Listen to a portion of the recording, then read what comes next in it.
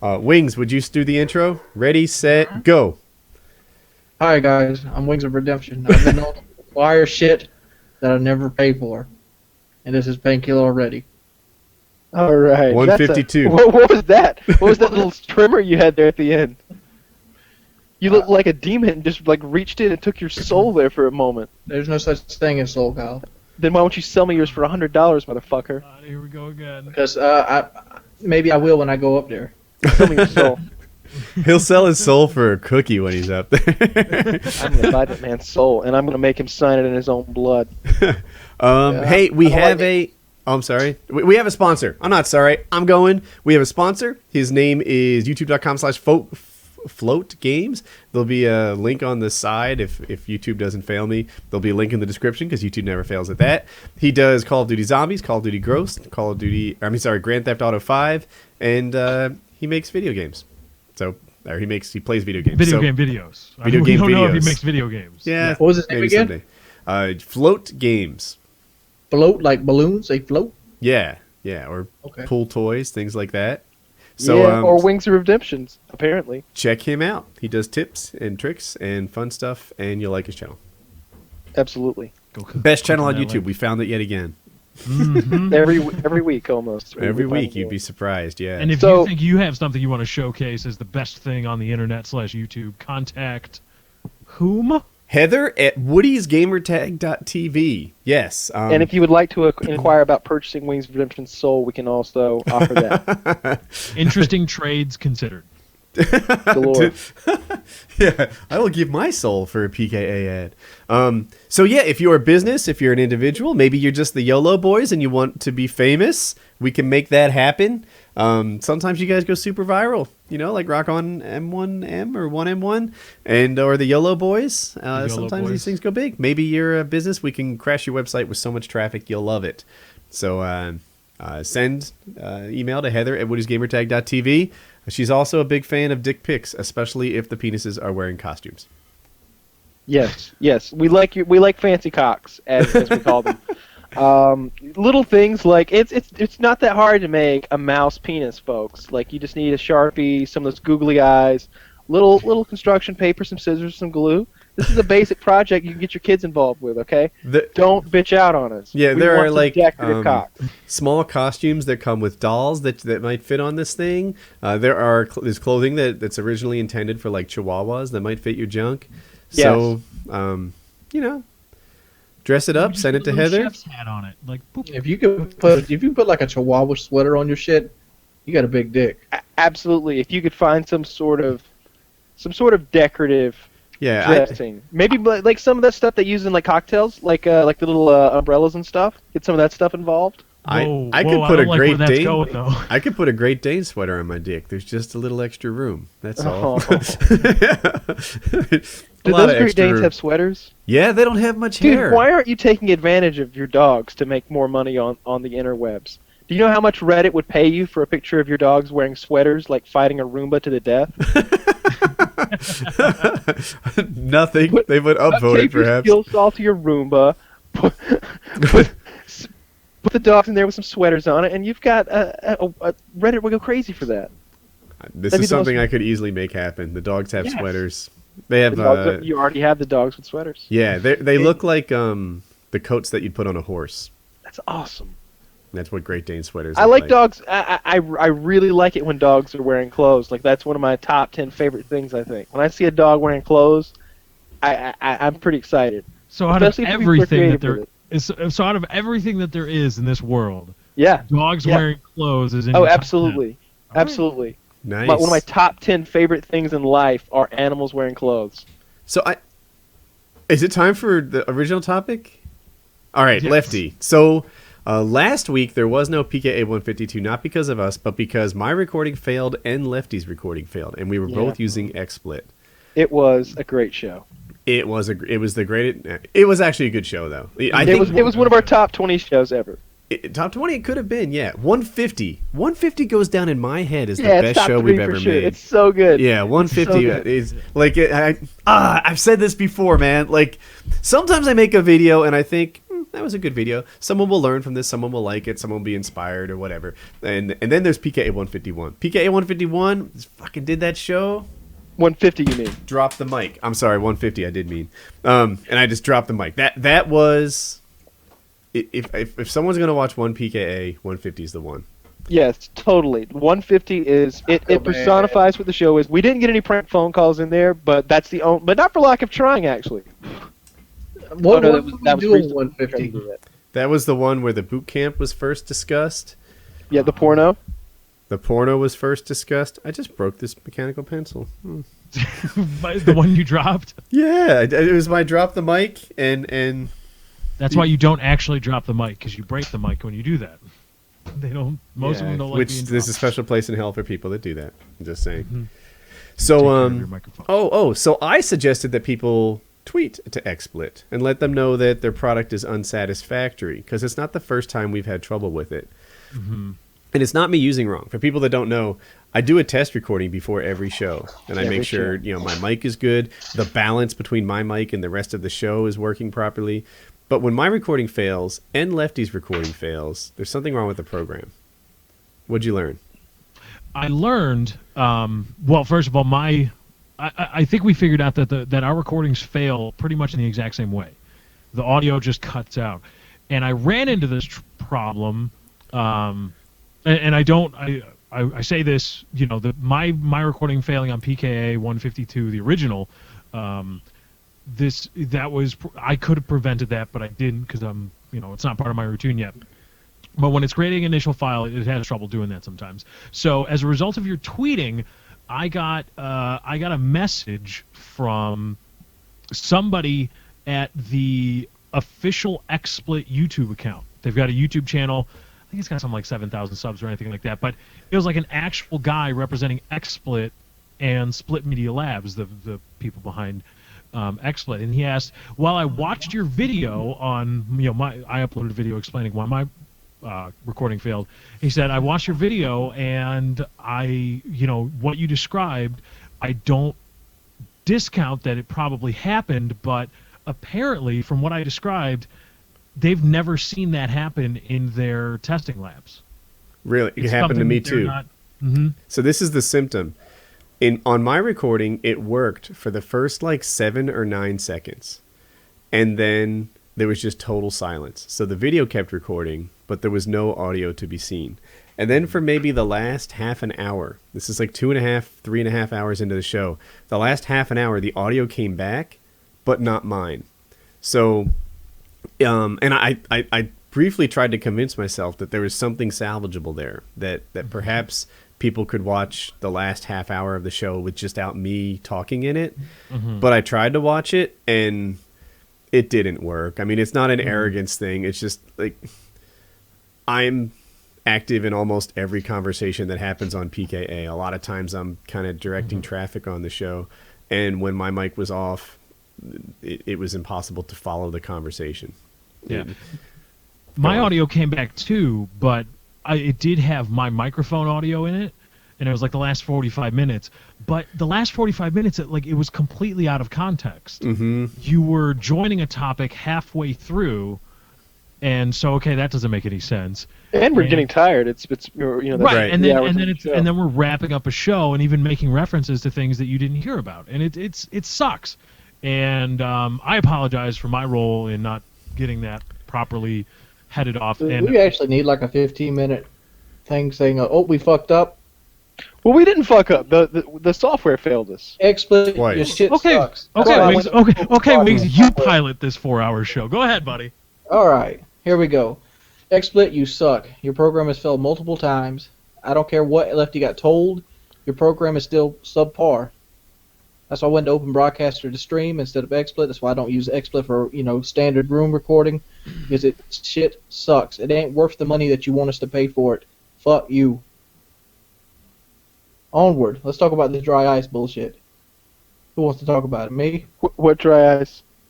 Well, apparently a nice young man of 28 went to the LAX airport and decided to throw some dry ice into an employee bathroom and on the tarmac, maybe on a late shift at work, and now he's considered a terrorist. What do you think, Al?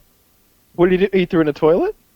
I don't know if he threw it in a toilet, but it said detonated in a bathroom, an He employee detonated it. So I know something about dry ice bombs. Basically, when you Oh, I didn't know it was a dry ice bomb. well bomb. I mean, bathroom. like You can- the you one can that I call it know a- of it is blows this. up. It's a chemical reaction. Yeah, if he did that not a shit in an chemical airport, reaction. yeah, It's- he deserves that. Yeah. So listen for a moment. If you put dry ice in something that's I airtight, just didn't know if you wanted to tell them how to make a bomb. Yeah. How to make a bomb? Yeah, it's all Yeah. Mythbusters, Kyle. This is the level of bomb that putting a Mentos in a soda is. I mean, like, if you put dry ice in something that's compressed, as it like converts from like a solid to a gas, it'll break its container. That's pretty much what it does. The dry ice bombs that I know of basically just go pop. And be careful if you do this, right? Because it'll go pop and then it might fly somewhere. It might soar somewhere. I've seen people do it.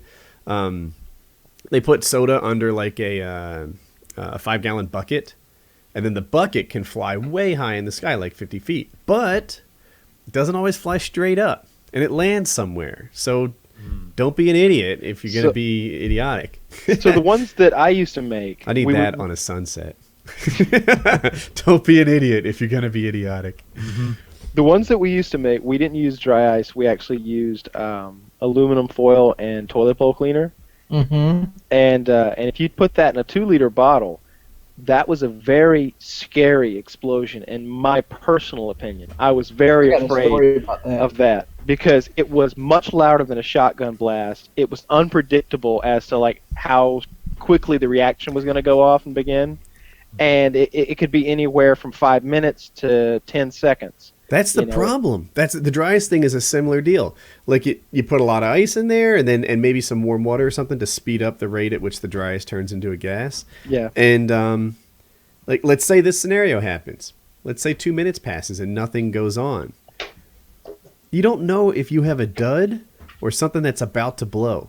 Yeah. You know, there's no visible wick or fuse on this thing. You're just The container just swells. And when if you can imagine a 2-liter soda bottle, this thing swells up to a size. I mean, I'm guessing 4 or 5 times its normal size. Like so big you could hug it. It gets enormous. A 3-liter bottle gets gargantuan before although they we don't blow, and they recommend swell hugging up into- bombs. No, don't hug any bombs. Don't be near Dad. them. Or Don't press them to your body. No, like when you do, they're not that dangerous or anything. You just want to do it like in an open area with everybody standing back away from it. I almost want some sort of remote detonation. Like if you had a pellet gun or something. Like let's say it goes for 4 minutes and nothing happens. You kind of want to pull a hole in that thing, make it, Yeah, shoot with a pellet gun. diffuse it, right? Shoot it Yeah, with a but- pellet gun. Shoot it with a 22. We understand it, but we all agree that a dry ice bomb is not a weapon of mass destruction. It should be considered an IED. It see- is an IED. It's a chemical reaction. I guess all bombs. So are is chemical dynamite. reactions. I mean, but So's I got caught myself. But the fact is, I would have you to could- know. you could slam. You could, That's the stupidest first off, fucking thing I've ever heard. these are 20-ounce bottles, and Dude, when that thing you went could- you off, could- it sounded like a handgun going off in that bathroom. I guarantee it. Everybody thought it was a bomb or a gunshot. There should be a punishment. I just don't know what it is. it shouldn't right? be a terrorist I level don't, punishment. I don't think he should be a terrorist. That wasn't a No, he's terrorist not a terrorist. act. Yeah, I think somebody with a head on their shoulders should recognize this as more of a prank kind of act and treat it like a very serious prank. You know, if A you prank gone shout wrong. A prank gone wrong. a prank gone Yeah. wrong, it is the equivalent to shouting fire in a movie theater. Is it bad? Yes. Is it as bad as setting a fire? I mean, No. It's use your head, right? If nobody got hurt, if you call in a bomb threat, it's not as bad as blowing up a bomb. If you blow up, pranky type explosives in a bathroom, then that's not as bad as hardcore explosives.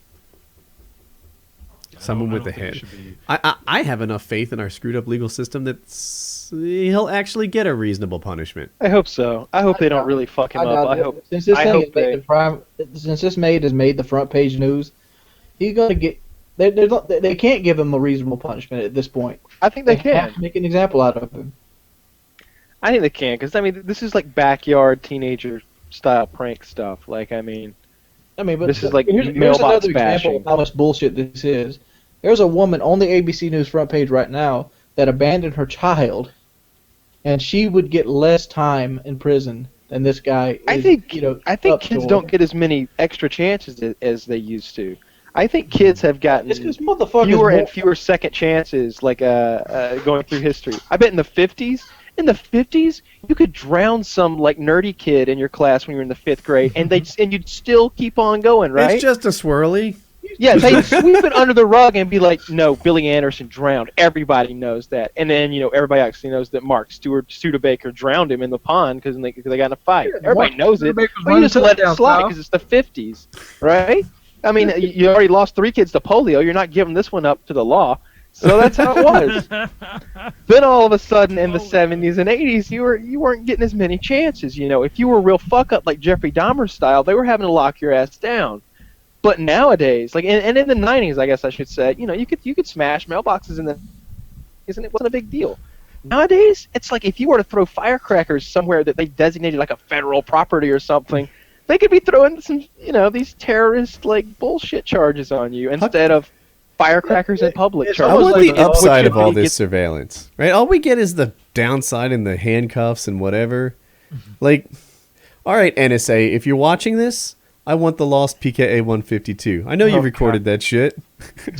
I remember though. I mean, some of the second chances that we got growing up. Like I remember we were on our like senior trip, and we had a shit ton of alcohol, and me and my buddy were on the balcony of the hotel, 22nd floor, throwing liquor bottles off at the pool, and just for the fuck of it, at like 4 a.m.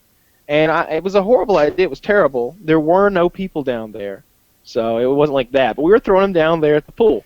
And we had also thrown a luggage cart off the central area of the hotel, and it had also fallen 22 stories and hit a very expensive sculpture at the bottom, apparently. How And drunk I was were you? warned, Allegedly. and allegedly, it looked like a Allegedly. fucking concrete bench to me. Okay, it didn't look like Mozart had anything to, or not Mozart. That's music. This wasn't this was chiseled by Michelangelo. This was just a fucking cement bench. So all they did, they poured out all of our alcohol, and one of my buddies took the blame for everything, and they made him take the garbage out for the hotel for the remainder of our trip. Wow. Nice. I did something similar. I was in Puerto Rico on a swimming camp type thing. I was in college, and we were in a big hotel, and there was a big pool, and we were contemplating jumping like 25 stories into the pool because we were stupid. That's hardcore. Yeah, and we're like, should we do it? I don't know. Can you get Yes. hurt? Yeah, I'm not sure. It was like 25, 27 stories. It was really high. No, dude, that would have been hardcore. So we threw like cans of soda and such out into the pool. Every can broke. Every can, upon impact of the water, like started fizzing and shooting Coca-Cola, and Awesome. it looked like you looked at this scene and you were like, oh my god, that's totally what would happen to my body if I jumped into that pool. Like, and then you see like the Coke leaking out of the can. Please tell me you're still thinking about it after seeing the can bust. No, after we saw the can, I guess it was just like we were processing the damage done to the can and comparing it, and it's like that's what would happen to me, right? Like you see that Coke leaking out, that would be my ears, as like blood just poured out of me. This is the situation alcohol is great in, because it takes away this process that Woody was having after the can bust. Like, oh man, the can survived. It's still there, man. Yeah. They can fix you, man. You get a week off of school. Come on, relax. Yeah, no, it would have been. Get Derek. Derek, come here. You want to fit in. If I jumped in that pool, PKA would be different. There'd be no Woody. I think it would have killed me. I think. Yeah, that probably would have screwed you up pretty bad Yeah. if it didn't kill you. It would have been bad. It would have been. I wore a Unabomber T-shirt to elementary school. That was my little. Oh shit! Really. Fuck you to the man. Oh yeah. My dad had made up. At the time, the Unabomber was this guy who would leave, IEDs at certain places around the United That States. was awesome. And my dad, all they had of him was this one sketch artist picture. If you look it up, if you Google It Unabomber, looked nothing like him. right? It looked nothing like him. It was just like some But it became guy with like iconic. curly hair. Yeah, and It was like the Obama posters that we saw like 8 years right. ago. Or It became iconic. what's that from Breaking Bad? I know it's from Breaking Bad, even though I don't watch the show, and that's how iconic it is. The Heisenberg kid thing. yeah, right. Is that it? And I know that's from that only because everybody talks about it. That was the Unabomber picture. It was just this sketch Yes. artist thing, guy in a hoodie with aviators and like a mustache and stuff. And they're like, this is the guy. Well, my dad found that, put it on a T-shirt, and on the back, or it said the Unabomber, the header, and then the picture, and then under it said the ultimate terrorist. ... And Holy shit. on the back, it had the list of every single a place that the guy had bombed up until that point. And then under that, it said, "Are you next?" ... question mark. Holy shit. I wore that. I was That's fucking hardcore. I was in 6th grade, I think, or 5th grade maybe, and I wore that. They was not happy. Yeah, So that's a scary fucking T-shirt, man. I hate to change the topic, but you've got my mind spinning on this. You've never seen Breaking Bad, right? Right. And you've never seen Game of Thrones, right? Right. What is it with your anti-mainstream, like, I'm not going to watch that overrated POS? Like, come on, emo kid. These things are popular for a reason. Well, I would watch it on Netflix, but I don't have Netflix. I would watch Breaking Bad. How would you get Netflix? Netflix.com/Woody. I get a free month. Okay. Why have you not gotten on? I could have done that. Lefty? I guess I have forgotten. up Get until your this point. free month, Lefty? Anyway, We'll do it with Breaking Netflix.com/Woody. Netflix has seriously been credited with making Breaking Bad as popular as it is. Like that show, and I'm among them. I really picked up that show in like the 2nd and 3rd season. After Netflix got it, it became a cultural thing. Like it really started exploding. It wasn't TV; it was Netflix. Netflix is great. Walking Dead too. They've also credited Netflix with helping it become super popular. Like Totally. And Yeah, the NFL, it's really smart to put your show on Netflix. the NFL now is thinking about Thursday night football games being available on Netflix. Really? Oh, that would be so good. Mm-hmm. I would watch football if it were like that. If I I'm could like- control like all that bullshit.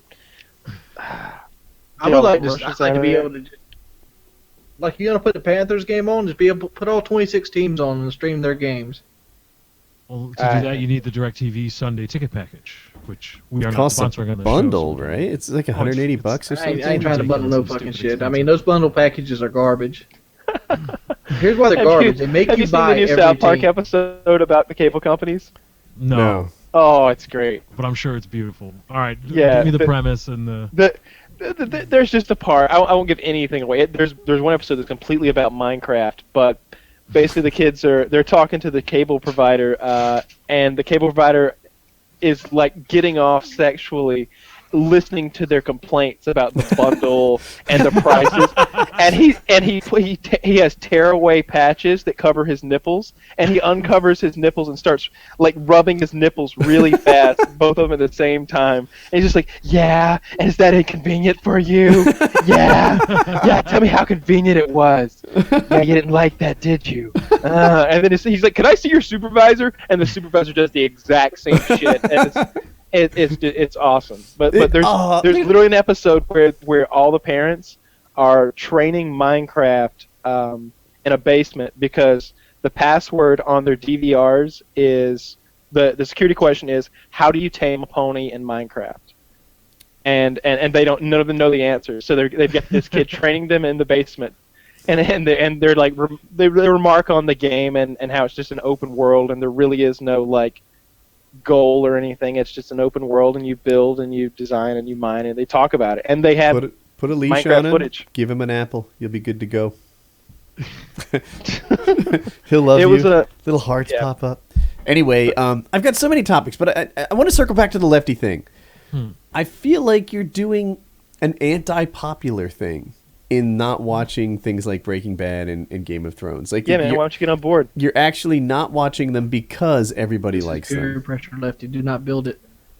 Come on, Emo. Explain yourself. Don't build. Don't build upon it.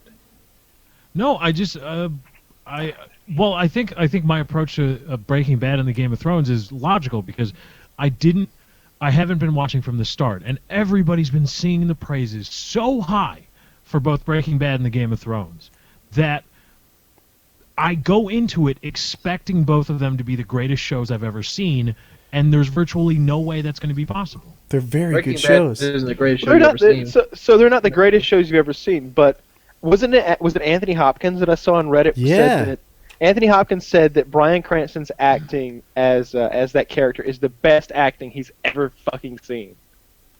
Anthony Hopkins. It's a really good show.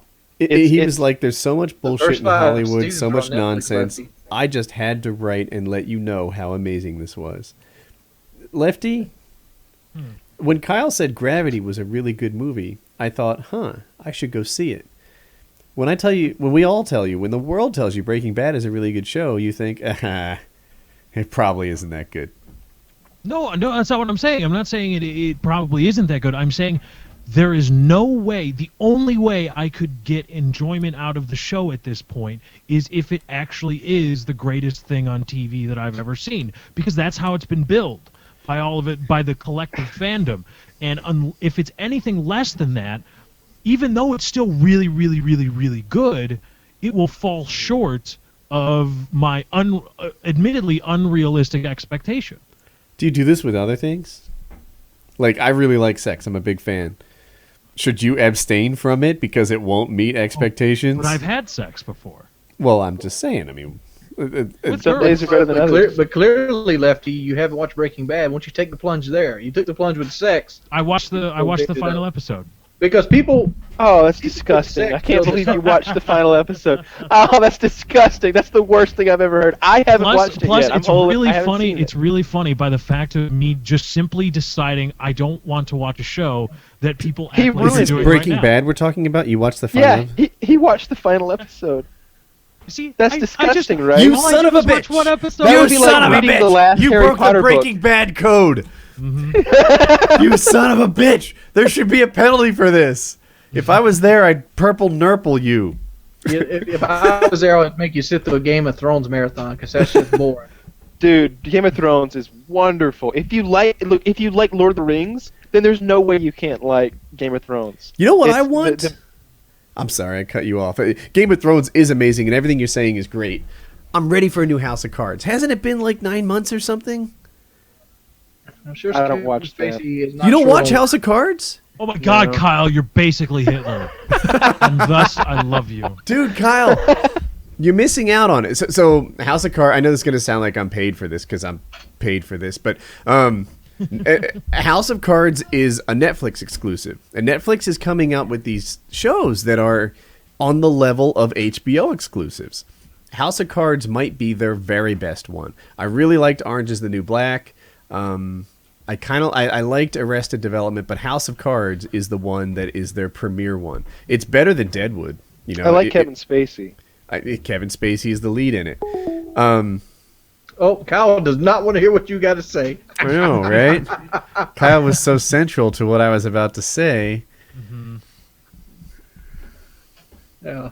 Kevin So Spacey Lefty, kills let all me of tell them you in the about first House 10 of minutes. Cards. Please, I'm listening because I too enjoy Kevin Spacey. I really like his work. Yeah, anyway, he is a politician, which you'd think would make for a boring show, but maybe you and I would like it, but it's not. It has general appeal, and you get to see all the like devious thinking that goes with him maintaining and gaining power, and his relationship with this mega hot reporter who you see naked, and it is a first-class show with first-class storytelling on the level of something HBO would put out. And it's a Netflix exclusive. It's right there with the other ones that people talk about. So, you know, like Game of Thrones, for example. So I guess at some point in the future, I'm going to have to actually get Netflix, I guess. Yeah. You don't own Netflix? No, don't. Do you have cable TV? Mm-hmm. You've got Why it would you backwards. pay $100 a Yeah. goddamn month and not pay $10 for Netflix? 8 or something. Yeah, it's... I just haven't. I don't know. You know, cable TV is wildly expensive and it has commercials. Netflix has no commercials and large amounts of entertainment. I got rid of cable TV. That was one. It's a no-brainer. Yeah, at the time there were a couple of reasons, and I've said this before, so I'll say it and fast forward. But Low part of picture it was Hope was acting like Hannah Montana. Oh no, you didn't. You finger wagging me, girl. Fuck you, Disney Channel. You see where Hannah Montana ended up at, right, Lefty? Exactly. Hope is better than Hannah Montana. So I called that shit too. I don't know if you remember that. yeah, I don't think you were unique in that call. This was years ago. I'm gonna make another call. I'll beat you to it. Whoever the next big child star is, they end up fucked up too. And then when And in the future, there will be a building that people flock to that falls eventually. Oh. Or maybe two. Okay, so you decided to ditch cable, and Netflix has been your it's our savior. primary thing. Yeah, that's all we watch now. And I also have HBO Go, so I'm lucky in that I have like an account that Is The Life of Pi on HBO Go? it's on. Is that on Netflix? It's on something. I think It's not on Netflix. it's not. Oh, then it's on HBO Go right now. But HBO Go, you can take it or leave it how you want it, but they show movies for like 4 weeks or something, and then it's gone. Mm-hmm. And they bring in a new batch. Whereas Netflix tends to have that movie around for like a year before they lose their contract on it. So The Life of Pi might be gone already. I forget, but it was there briefly. I saw it actually before it was on HBO Go. Did you see it? I've been wanting to watch it. No, I won't spoil much. It's pretty good. And I know it's about an island that eats shit, and it's got a guy that's on a shipwreck with a tiger. And like he has like mental battles with the tiger in itself. I mean, like I don't give a shit about spoilers. You can tell me spoilers. I'm gonna watch the movie regardless. I don't want to spoil anything for you. It is I a don't guy. get spoils. I don't get spoiled.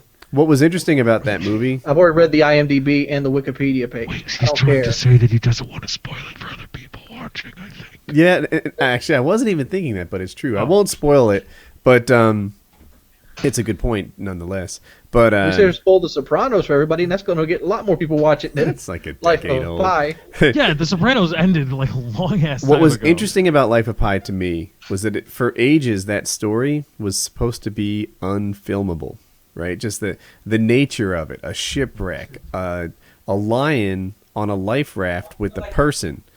This is the sort of thing that like you can't actually do, and they managed to make a film from a story that was really difficult to film. You know. Oh, and by the way, How did they get a lion on a life raft? it appeared to be a real lion on a life raft.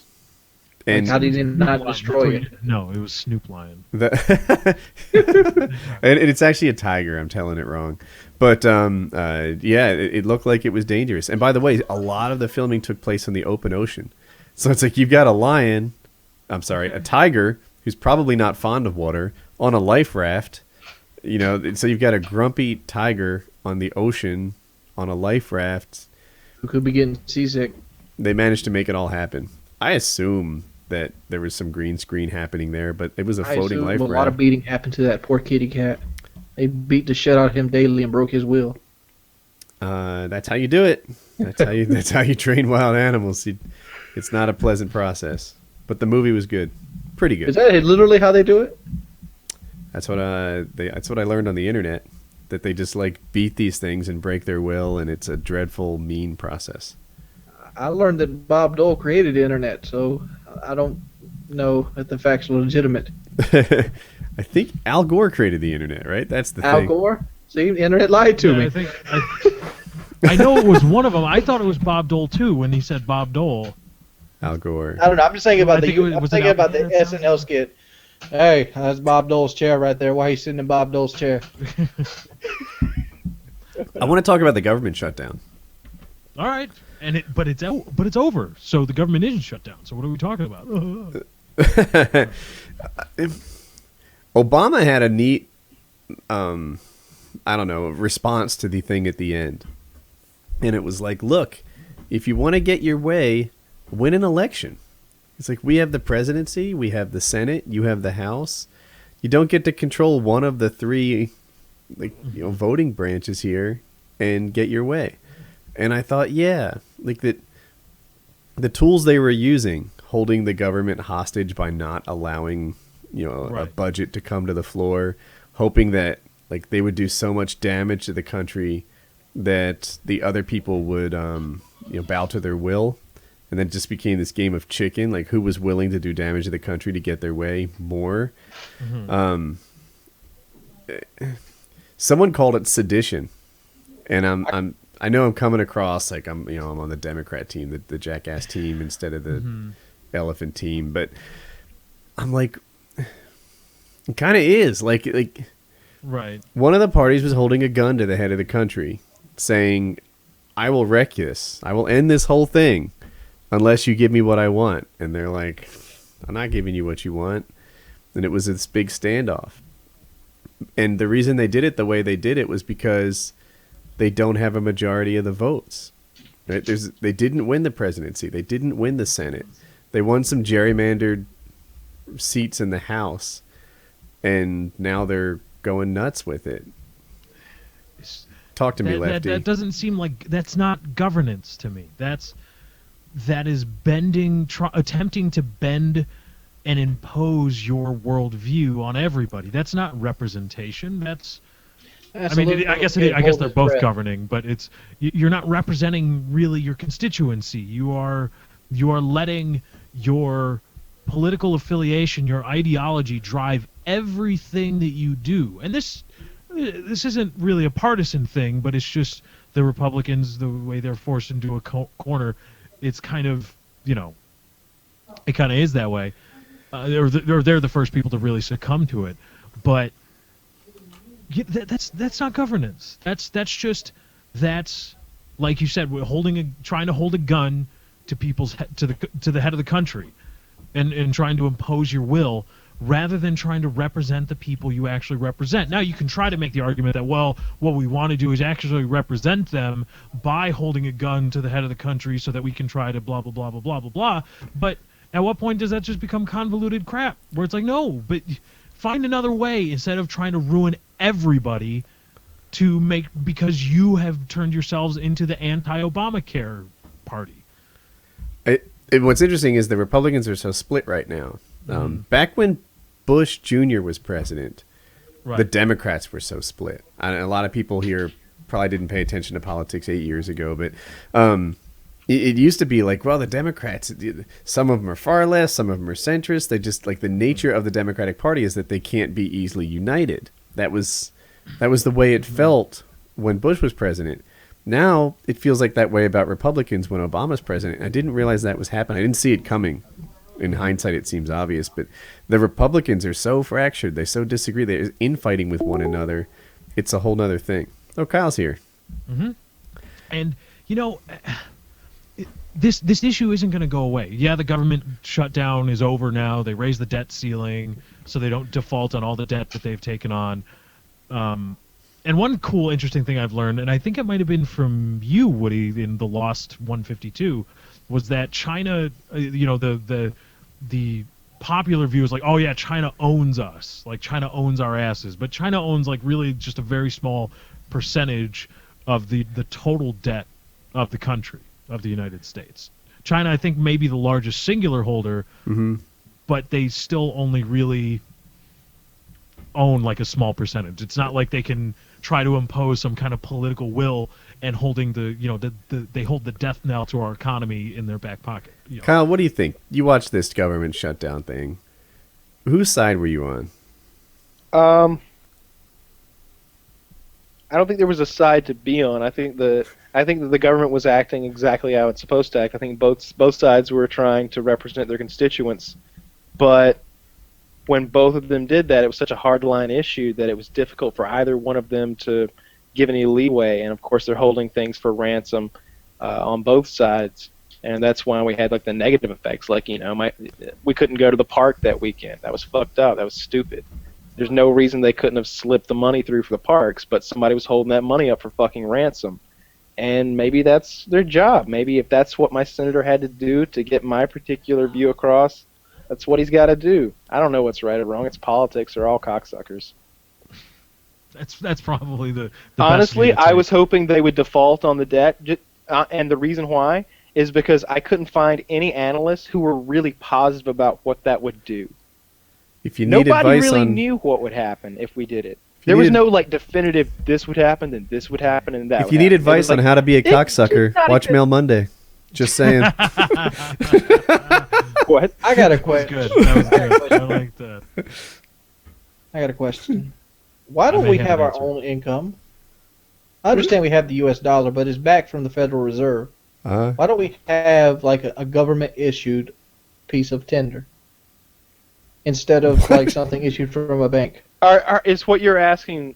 So here's what Wings is getting at. No, I could U.S. explain it, currency Kyle. used the bills. The bills used to say on them that they were redeemable for that No. dollar's amount of silver. Here's what I'm saying, Kyle. I'm saying right now, all the money we have, the dollar bills, the $5 bills, the 20s, come from the Federal Reserve, which is a bank. The bank owns the currency that we use, and they sell it to us at an interest rate. That interest rate is pretty much what China buys off of us. Why not do away with the bank money, create our own currency? Like, for example, Abraham Lincoln created the greenbacks. That's the reason they're called greenbacks, because it was a money that had a greenback on it. That's when the Civil War happened to fund the northern economy. Why not create our own separate government income with no interest rate and distribute it and slowly phase out Federal Reserve money and just say fuck you and fall on their loans? Wings. Someone explained this to me once, and it was a 35-minute conversation, and it went back and it explained all the way back when basically the U.S. sold out, when all these barons got together and wanted to redeem all these timber certificates and silver certificates they had, and if the government paid them off, then it was going to bankrupt the economy, and they took over with the Federal Reserve, and there's this huge conspiracy surrounding the thing as well. Basically, our money isn't backed up by anything of material worth anymore. It's Our money isn't based on gold or silver standard. It's just based on the full faith and credit of the United States government. That's it. It's $100 because we say it's $100. But that's the same thing, Kyle. That's the same. It's not backed by the credit. It's backed by the Federal Reserve. The government has nothing to do with it. The government owes The Federal Reserve itself is difficult to explain. The Federal Reserve is a Like, fucking bank. It's not difficult to explain. It's a bank that prints money. The United States gets money from the Federal Reserve at an interest rate. Let's say every dollar we owe $1.29 on. That's where they get it back from taxes. Why not do away with that fucking interest rate bullshit and actually give us a fiscal tender that has no interest rate attached to it, and then slowly phase out the interest rate tender, and then you don't owe the bank money.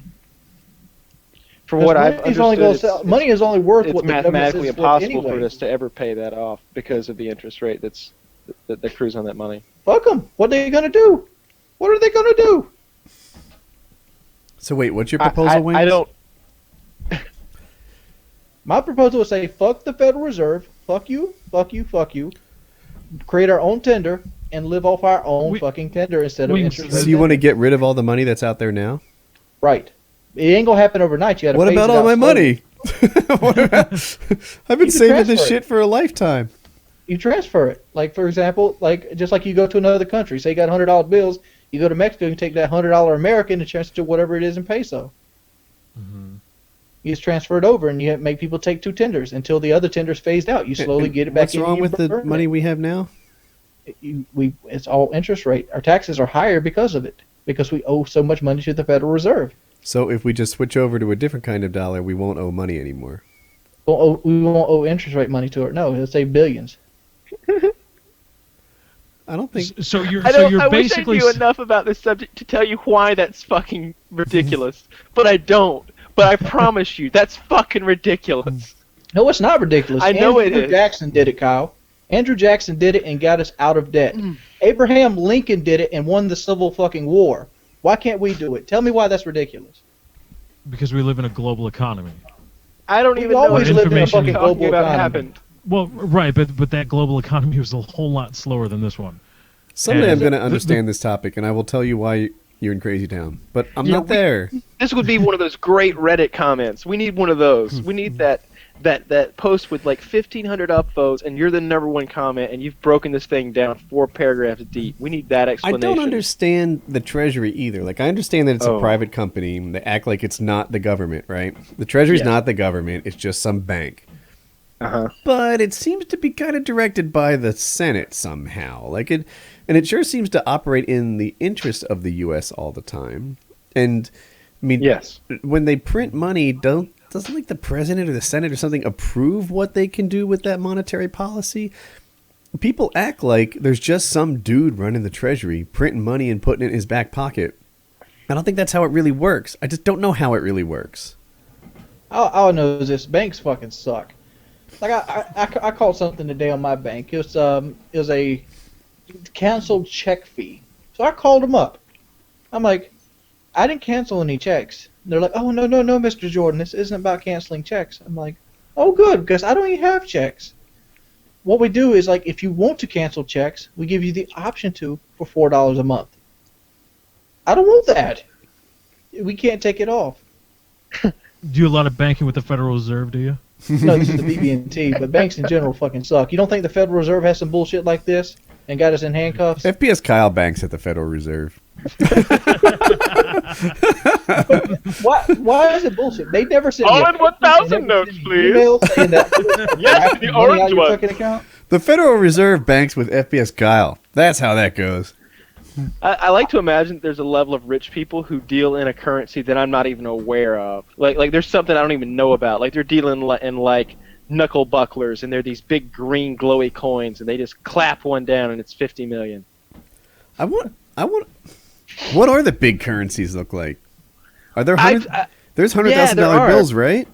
Yeah, so that's one of the ways that the president can like mess with the value of our currency, inflation. He can make a coin. It's $1 trillion bucks or something. That's $1 trillion, and just boom, and now there's another $1 trillion in the economy, which is complete bullshit. But there are actual. I remember going through my grandma's encyclopedias and looking at like the like $500 bill and the $1,000 and How long 5,000. ago was this, Kyle? You know they burnt a lot of those because to make it harder to smuggle drugs, right?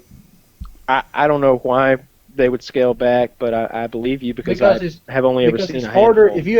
if you have $10,000, you have 10 bills. If you have totally $1,000 understand. bills, if you have $100 bills, it's a lot bigger and it's harder to get through checkpoints and things of that nature. I know each bill weighs a gram. I know. How much money do you need? People on the call, like. It depends what you're going for. If you're just going, Obviously, it depends what you're going for. I'm asking you, how much money do you need? Like Wings, you work right now, right? Mm-hmm. If you had at some level of savings, you would stop working. What level of savings would I stop working? Yeah, how much money do you need before you kick into recline mode? Do you do it at like $30K in the bank and know you got a year covered? Hell no. $30K wouldn't get me out of debt. I'm just rolling it out there. Do you do it at 1 million? No, not a million. The number in my head is 4.3 million. All right then. Where'd that? I mean, Tell me more about that number. Well, 4.3 is where I'd be happy at. Honestly, I want to buy a house. That's where the $300,000 comes from, and I'd limit myself to a $300,000 house in the South Carolina area because I wouldn't want to live in the North, mainly because they don't have free refills. And they don't have sweet tea. Who would want to live in a world without sweet tea? No free refills and no sweet tea. And then I feel like a million is. I feel like I could make $1 million last, but at the same effect, I've never had $1 million, so I don't know how I would react with $1 million. I could go carefree, spend happy with the first $1 million, but I think with $4 million, I could go through that spend happy stage and still have enough to live the rest of my life. So 4.3 million. Lefty? Okay, so I get what Wings was saying with the 4.3 million. So we're talking the amount of money we need in the bank to live the rest of our lives. Yeah. Let me do some math. I can probably give you a better number. You can just round up. It's imaginary money. I'd say 10 million, probably. Wow. Yeah. You guys all have 10 million. Is That's your what I number was two, thinking. Kyle? Yeah, 10. Damn, I need a I bigger got a little number. bit longer to go than you, Woody. I mean, I've also That's true. heard I'll be dead soon. There's no I've still had getting around friends that. told me the same thing. They were like, I want 10 million. If I had 10 million, that's like retirement mode. But but you think that's right because it's like what you talk about, Woody, with professional athletes and not understanding that money has to last you the rest of your life. So I've heard plans for like the way to make the $10 million your income and like investing it correctly and just a lot of it in certificates of deposit and how much interest $10 million earns. Shit, son.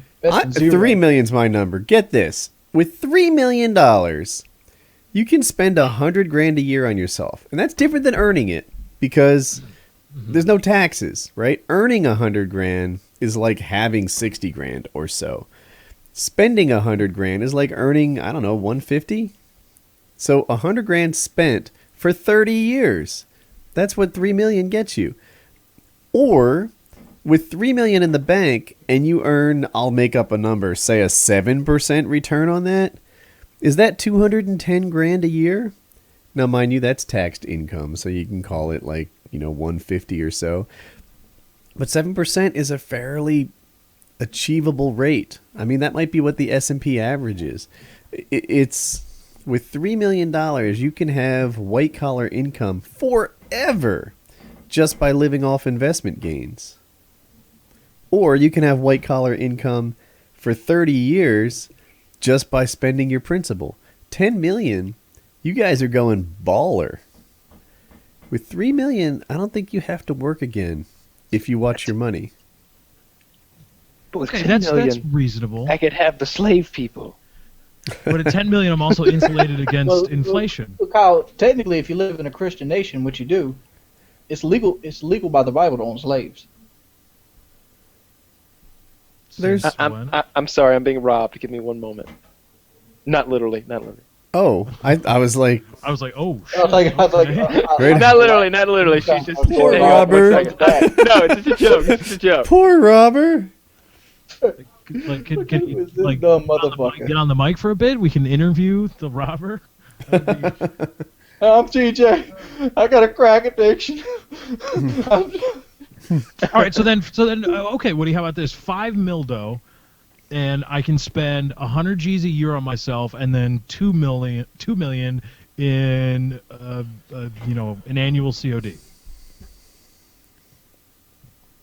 And then I'll just collect the interest, roll over the 2 million. What does taxes look like on like money made? What's a COD? Are you saying a CD? Certificate of deposit. Sorry. It was a little O, not a little O. I see. Yeah, I don't know. A CD, I think they pay a lot less than you're thinking. You got to take a little 3%. risk.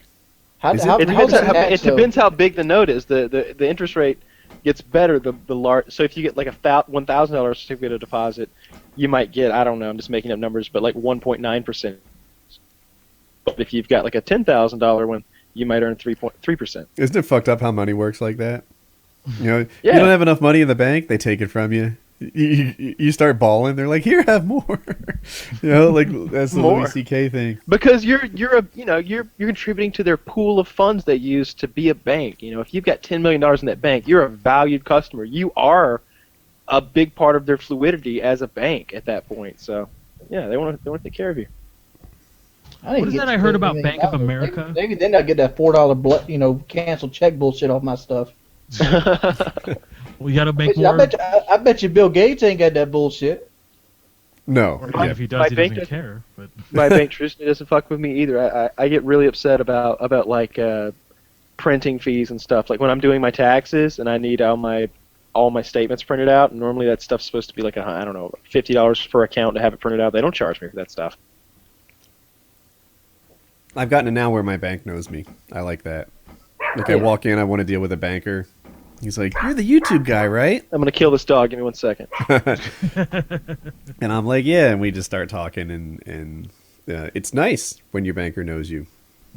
My banker knows me, but that's because but that's because you called her a cunt, and you're all mad at her about this thing. It's hard on me. It's hard on my heart. Wait. Did you really do that once? From kindergarten, you're a fucking cunt. I'm just guessing that he called her a cunt. You didn't really call her a cunt, did you? No, I ain't call her a cunt.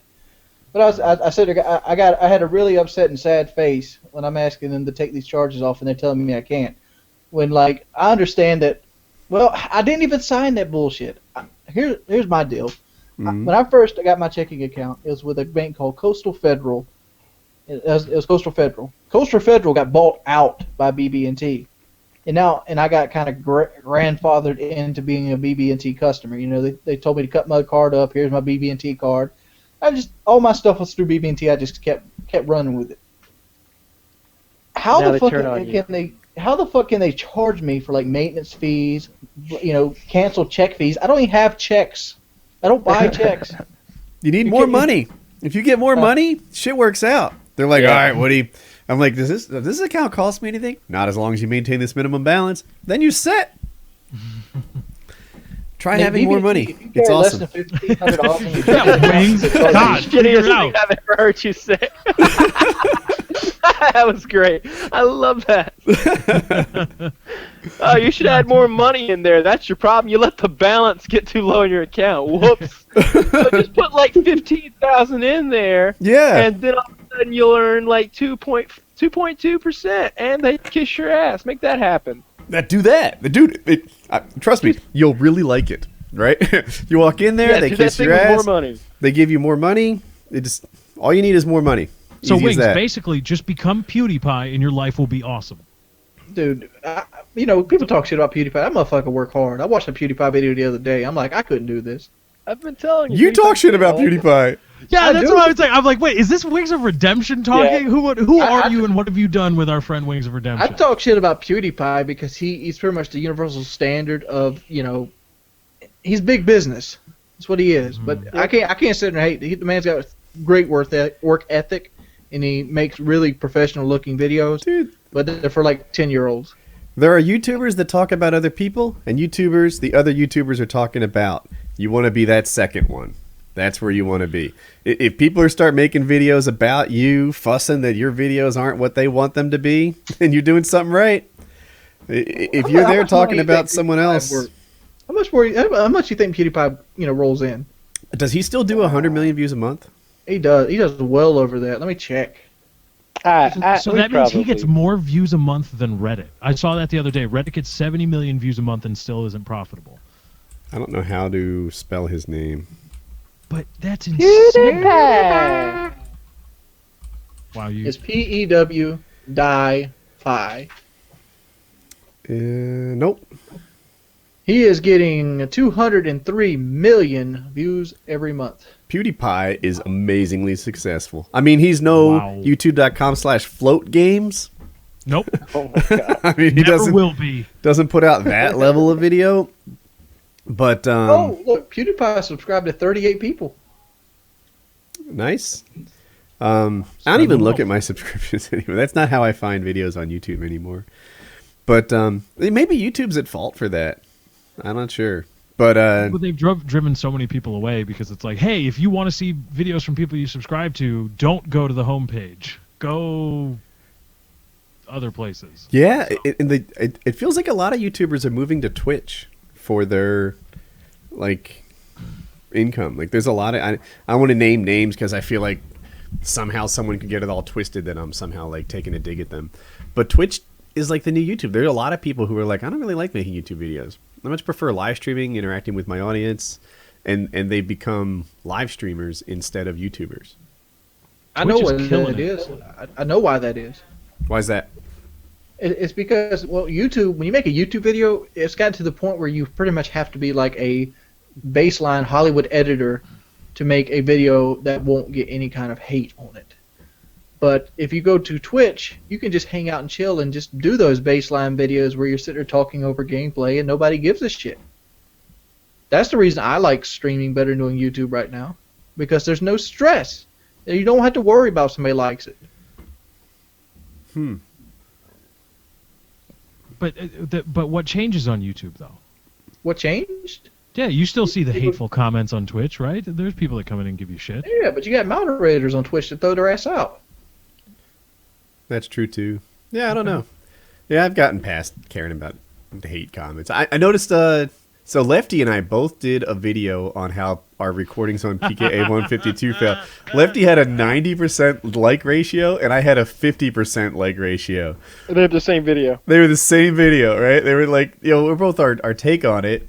But it wasn't that my video was worse. My video I thought was kind of interesting. I thought it was well phrased. I didn't say anything materially different than you do. I just have a sub base now that looks for reasons to fuss, and it's. I bet you on Twitch that's not like that though. It's not like that on Twitch. That's true, but my sub base has fussed so much that I've stopped listening to them. Like not entirely, but see, it hurts you. It hurts you as a whole. Like when you first got on YouTube, what was you most excited about when you put a video out? Let's go way back when you were doing headset reviews and you had 200 subs. What were you most excited about when you put that video up? What you're going for is true. It was cool to get the positive reaction. But what's changed is the negative reaction doesn't sink in like it once did. I remember Woody from back then. I don't know if you remember Woody from back then. I do. Listening. Woody used to spend 4 hours a day replying to comments. Yeah. I bet you Woody doesn't 4 hours a day replying to comments anymore. Dude. No, they don't love me anymore. I'm in the same boat. That old Woody didn't have to deal with however many people telling him, whatever, all these horrible I'm in the things. same boat, though. Yeah. It goes like this. When I first started YouTube, all I wanted to do was get on there, see people like the video, and talk about the video. Mm-hmm. I don't think a motherfucker's talked about the video I put up in a year. Like, if I put up a video like the 9 Bang from Ghost, they'd be like, hey, Wings, when you going to Kyle? Hey, Wings, how's the weight loss going? Hey, well, how's Chevy doing? I'm like, these are people that are interested in you and not just the content you upload. I understand that, Lefty, but my interest is in the video I made, and my interest is getting completely ignored, and that people want an open Q&A, which is what Twitch is better for than a YouTube video. I was saying before this started, I was totally contemplating. So my Mail Monday from last week, I uploaded Mail Monday, and it was well received, right? Like, everybody liked it, things were cool. And then other YouTubers started telling their subs to hate on my Mail Monday video. Whatever. As a proper fuck you, I was seriously contemplating a how to break a woman's hymen video. You got to do that now. Really? It's such a perfect video idea. You have to do it. Picture visual aids, right? Like some sort of saran wrap or balloon over a toilet paper roll that represents the vaginal canal. Right? Just be like, all right. What if you made a potato gun that shot a dildo? I'm trying to hold on here. Potato gun, right? So the cock. So you've got some sort of visual aid that represents Oh god! Right? I don't like this. I need to do this video. Be like, people think I a hymen don't like what is we're doing this right now. A hymen actually looks something like this. He ripped it at the start. He's a barbarian. So when you do your thing, you're not really, What is it? Sorcery. Oh goodness. This was going to be the premise of the video. Breaking into a hymen is not like this. Oh, my freaking! It's actually like this. And if you're gentle about it, then you can do your thing and not go bonkers. I was going to make that video just to give the proper fuck you to everyone who didn't like the last video. Kyle, I would hate that video. I would hate that video even more than I hated that music video you did where you were you were singing. It was like, I gotta hold on to what you've got. Oh, the Woody the Slayer video? Dude, it's so bad. If you look up, wait, I'm gonna do a Google search on most epic commentary ever. Wow, Kyle's basically turned into a Woody hater all of a sudden. Like he's threatening his channel, and that video sucks so bad. If you Google most epic commentary ever, it's still that video from 2010. Dude, it's so bad. You are the worst singer ever. Not according to this like ratio. Ever. You guys can't hear it, but it's coming in. Dancer. I got it. What was it called? The most epic video ever? Most epic commentary ever. What is this? What does the fox say? Yeah, I don't think that is. God damn it, I'm shot. Don't despair. Whoa. Is that something we made up? This is the WoodyGamertag video, ladies and gentlemen. Is this like a Pink song? Is that why I haven't heard it? This song is awesome. And you're talking about those were fun days back when I could upload something silly and like And people nobody would gives a enjoy shit. it with you. Yeah.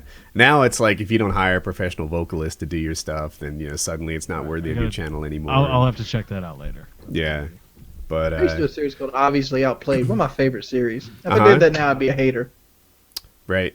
Yeah, it's the evolution of these things. So when you're a young channel, they like everything you do, and then over time they start like looking for flaws and stuff. Over time, and- they create resentment. Hope somebody Yeah. spits in your cereal tomorrow, motherfucker. I hope a bird shits on your car See, window I while think you're fucking going the trying to- wrong way on this, and I'll tell you, I've had some of these temptations too. Like there are times when I'm like, shucks, heck, the video I put up today was Minecraft, right? So what my subscribers really like from me is PKA. This is my long-term subs. They like PKA. They like thoughtful life stuff that maybe they hadn't thought about in that way before, and if possible, Call of Duty tips that they haven't seen before, which is a really narrowing market as the Call of Duty community gets more experienced. Telling people to head glitch and move from cover to cover and what I used to call active camping aggressive camping. That was a term that XCal created. He's like, people call me a camper. I think I'm an aggressive camper. I just move from cover to cover, making sure that the gunfights go his way. Giving out that advice now, like people know that. People have been playing COD on their own for years and they don't want basics. So heck, even T-Mart, I love T-Mart, friend of the show, friend of mine personally, etc. He would put out a jumps and spots, and if you like maybe one or two of those spots that you had never seen before, you were like, oh, this was awesome. The one about jumping on the lamp pole and the one about jumping on the fence were brand new to me, and I can see how they'll be useful. Now, the same thing happens, and he puts out like 12 jump spots, and you see one or two that are new to you, and they're like, I knew 90% of these already. I have some reason to fuss. As your channel matures, you get more fussers in there. But it's also important to think about, like, if I upload a video and it gets, say, 50 to 100,000 views, and it gets 3,000 comments, of which, like, 1,000 are negative. It feels like, oh my god, 1,000 negative comments is a big percentage, etc. But it's really just 1,000 out of 50 to 100,000 viewers. It's 1 or 2% that are saying something. The vast majority are just watching the video and moving on, and they're not personally attached to liking or disliking you. You say these guys are watching your videos and they're talking about the truck or the weight loss or whatever. That represents a tiny percent of the people that actually watch the video. Yeah, but what about when the video just doesn't get the views? But even then, Wings, like even I'm talking about, like, for example, like, say I do something I love. Everybody tells you do something that you love. Say I did something that I love. Insert whatever. And the view ratio is dramatically different.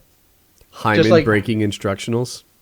Yeah, I'm just talking about, like, for example, in Twitch, if I stream COD, I get like 600 to 1,000. If I stream anything else, I get 50 to 150. Like, there's a dramatical difference there. Like, some people do show up for Call of Duty, and then you have people telling you that. But how can you define that? Like, it's hard to wrap your head around. It's Like, I've got a video sitting on my thing. I haven't put a video up in like 3 days. I've got video sitting right there, already edited out, trimmed down, all we polished up. I don't know what the fuck to put on it. Because The commentary is not done. Yeah, the commentary is not done. Because I don't know what the fuck to do with it. Because, like, I don't know what people want. So, would you say your subscribers have you gun shy about? They do. I mean, like, I used to not give a flying fuck. I mean, there was my give a fuck face was like, and now it's all like, I mean, I don't. It's like, do I talk about Call of Duty and that didn't work out well? Do I talk about the weight loss thing? I mean, I still haven't lost weight, and like even then, you're not going to see a visible weight loss for a while. 1 month. 1 month at Kyle's. 1 month at Kyle's. 1 month at Kyle's. That sounds like another porn movie's title, like 1 month.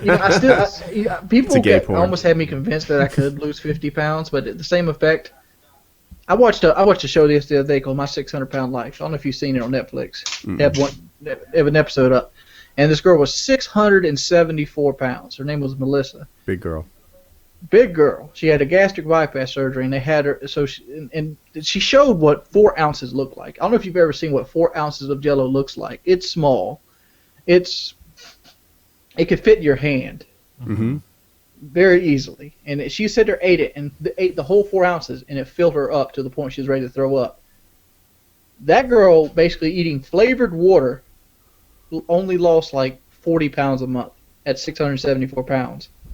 That is almost me. That's almost me, like extra. Mm-hmm. Well, that's at least half of me. My stomach. I'm about 220 pounds overweight. So Uh-huh. my stomach is how much heavier she is than me. And like, oh man, I don't think I can do 50 pounds. I wonder. But even if you don't do 50 pounds, what you do and the tricks you learn and the mindset that you get into for focusing for an entire I don't month think I'm gonna on learn nothing any but your tricks, health. though, Lefty. Call them whatever you want, but call it getting into. It's like Make me working feel out. bad about eating this cookie. Right, exercising and getting it into a routine and getting into a diet. It's like turning a gigantic stone wheel. Here's It's the really thing, though. hard to Here's get the going, thing. but once you get it going, it's pretty hard to stop too. And dedicating an entire month of your life to nothing but that will be like a jump start to getting that. Though. I'm not dedicating the entire month. I still got to do YouTube videos during this process. So I still got to do the Call of Duty. I still got to play Call of Duty. Nope. Ghost is dropping. You know what's going to make your channel giant? The confessionals, the daily videos, the music montages. I know how. I don't hard think that that's is. going to make my channel giant. But what I want to go for, the reason I'm excited for Kyle's, is I'm going to be around people that know what I'm talking about, that know what YouTube is, and I'm going to be around people that actually care about me losing weight. That's what I'm excited about. I'm excited about be about somebody that's right there with me, talking to me while I'm attempting to lose weight. When I feel like this hurts, I have somebody to tell them that this hurts. People line up around the block to give me advice about eating right. Motherfucker, I'm never going to eat right. Because you know what? Melissa, in that video of 600 Pound Life, she lost every bit of it. She went down like 200 pounds. Mm-hmm. And at the end of the video, she was cheating. Because she says, no, the surgery can't fix my brain. I still want to eat. Yeah, And like, Boogie was really interesting that way too. Apparently, Boogie has a lot of knowledge on nutrition, and like I don't know what his. It sounds like he's done a lot of research in the area. I came away believing that Boogie was an expert in weight loss. He just wasn't able to execute on it. it's hard, dude. It's not. It's like I did a video where I talked about it's like crack, and people are like, you're full of shit. Crack's just an addiction. Eating is an addiction, dude. And there's a downside to eating that crackheads don't have. You don't have to have crack to live. I have to eat to live. There's nothing I can do. Yeah, you don't get to go cold turkey on food. That's It's like like- an alcoholic that can't quit drinking. He just has to drink less. Yeah, and like, it's like, I don't know, dude. I'm hungry right now. I want chicken wings right now. I like a Coca-Cola. I've been wanting it the entire day. Coca-Cola and chicken wings. That's all I've wanted since the moment I woke up this morning. I had the taste in my mouth. Have you ever had the food taste in your mouth? Mm-hmm. Yeah, I know. From the moment I woke up, and I didn't get them. You're not gonna go get them, are you? Fried. And like, won't you eat the alternative? Because I don't want the fucking alternative. I know what I want. My brain's telling me I want fried chicken with hot sauce smothered in the motherfuckers and Coca-Cola with nice, small Sonic ice in there. Small Sonic ice. It's chipped up almost, right? Yeah, I love the smaller ice. It makes the drink colder. And it doesn't hurt your teeth as much. Okay, all right. I got It's you. weird to watch And you like I seen fantasize Lefty had a about food. Bojangles cup. It was like either Bojangles. I think it was Bojangles. What was in it, Lefty? What was in what? This? The cup, yeah. Water. It was a Coca-Cola cup. It's got Bojangles colors on it though. Let's see the cup, Oh, Lefty. the old one I had? No, this has got Coca-Cola on it. It's like from Jimmy John's or something. But there's water in it. Yeah, there's water in it. Yeah, but when I see that cup, I think Pepsi Cola. Even though it says Coca-Cola on it. Mm-hmm. You think I'm drinking like a soda? Yeah, and like every time my stomach does like this. It does. Like my stomach actually like convulses when I see a Coke. I can turn it the other way so you can't see whatever. You can't see the Coca-Cola label on it anymore. It still looks like a Bojangles cup. It makes me think of fried chicken and biscuits Sweet tea. and sweet tea. I've never been to Bojangles. You never been to Bojangles? No, I heard they're famous for their sweet tea and biscuits, and it just sounded like unhealthy food, and I thought I don't go there. Oh, dude, they got some seasoned fries, son. Make your dick hard. That sounds nice. I mean, that's You be eating like, Can't oh be my sexually god. aroused. Wow. Dirty rice, macaroni, fried chicken, hamburger steak, Wings. pork chops. What's a hamburger steak? Hamburger steaks when you take a hamburger patty and you put it in brown gravy, pretty much. That sounds like And you crap. put onions in it. That doesn't sound good at all. Fast Oh, food. it's the bomb, son. It's the bomb. I could eat like 3 right now. Bet you can't eat I could 4. I could eat like 3 right now and have it get all over my shirt and still wouldn't give a flying fuck. Oh God, Wings, now you're making me hungry. Stop. Yeah, I know, right? He's turning me into a foodie. A foodie, what is that? Is that Oh, thing you haven't create heard the for, term? Fat people? No, a foodie is not necessarily a fat person, but someone who like savors food and has a higher appreciation for it than others. Like, he enjoys every ingredient Every in the aspect of food, it. every aspect of it. They care about the texture and the presentation and the taste and most people just eat food kind of unconsciously. A foodie, enjoys it in a different way. Dude, I like when the ketchup's warmed. Like, you ever have warm ketchup and you bite it and that onion just pops like pow. I think you might be a foodie. Yeah, it sounds like you appreciate the details in food. Mhm. I appreciate the smell of food. Like, I could just sit in like a pizza parlor and just sit there. I used to work at Domino's. All I'm thinking back of in the day. is Ben Stiller in Dodgeball when he's trying not to eat and it's almost a sexual torture in that way. And I think it happen a couple times throughout the movie. Anyway, there's specifically one scene where he does it, and I'm just thinking of Wings, and he's got a pizza, and he's like caressing it, and he's like describing every essence of how he wants it because he used to be fat and now he's really healthy, and he's like, oh, I want you, and all this stuff, and then he doesn't allow himself to eat it. It's torturous. That's like Wings right now. Yeah. Wings torture makes for some pretty interesting video. I know a lot of people watch PKA just by listening. I hope you saw Wings. I hope you saw him lick his fingers and dream about food. It gives you a greater understanding. Dude, I'm not fucking around with you. I'm sorry for cutting you off. No, it gives you a great understanding of the pull that it has. It'd be All right, crackhead Wings, to let's tell you take how your to mind smoke off crack. food. I can tell you how I love food. Let's You take tell your mind off crackhead, like, food. why you smoke crack? I don't know. It just made me feel good. No, dog. Food is my buddy. Food. Every time something bad happens, food's there. Every time, I'm having a bad day, food's there. Every time my sugar dips, food's the one that saves me from my sugar. But the other side, there's a downside of food. I'm pretty much committing suicide. One Big Mac at a time. And I hate exercise, dude. I hate it. Detest it. I'd rather get kicked in the dick than exercise. Because why? Because exercise hurts. That's all it does. When all I really exercise to is pain.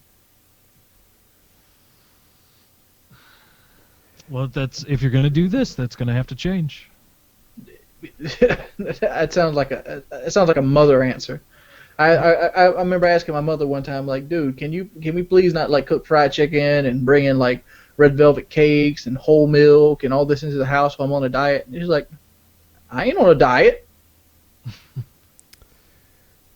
Huh. But I mean, it's like true. I mean, if you're gonna go do this boot camp for a week, or a month, you're gonna have to work out and exercise. I'm willing to do that, but Okay. I'm unwilling to do it by myself. That's the thing. Oh, right. You're okay. going to enjoy the video aspect of this, Wings, man. You need to make a YouTube show, which is like a classification where people can more easily find the other episodes. It'll help with your long tail and your search results. Shit, I ain't got a long tail no more. I think yesterday I had 24,000 views. You don't understand what's going to happen to your channel when you do this month.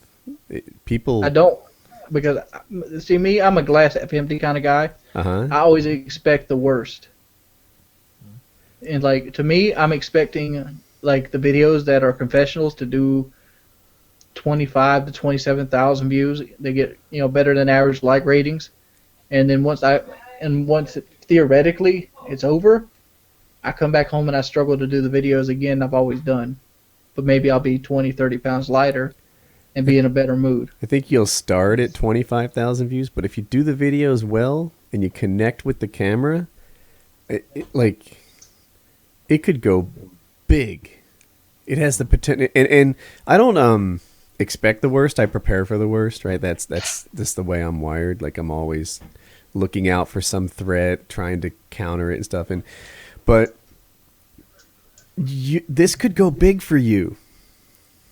Like that remember that pretty blonde girl who's taken a huge interest in you? The one you didn't have time for before the show started?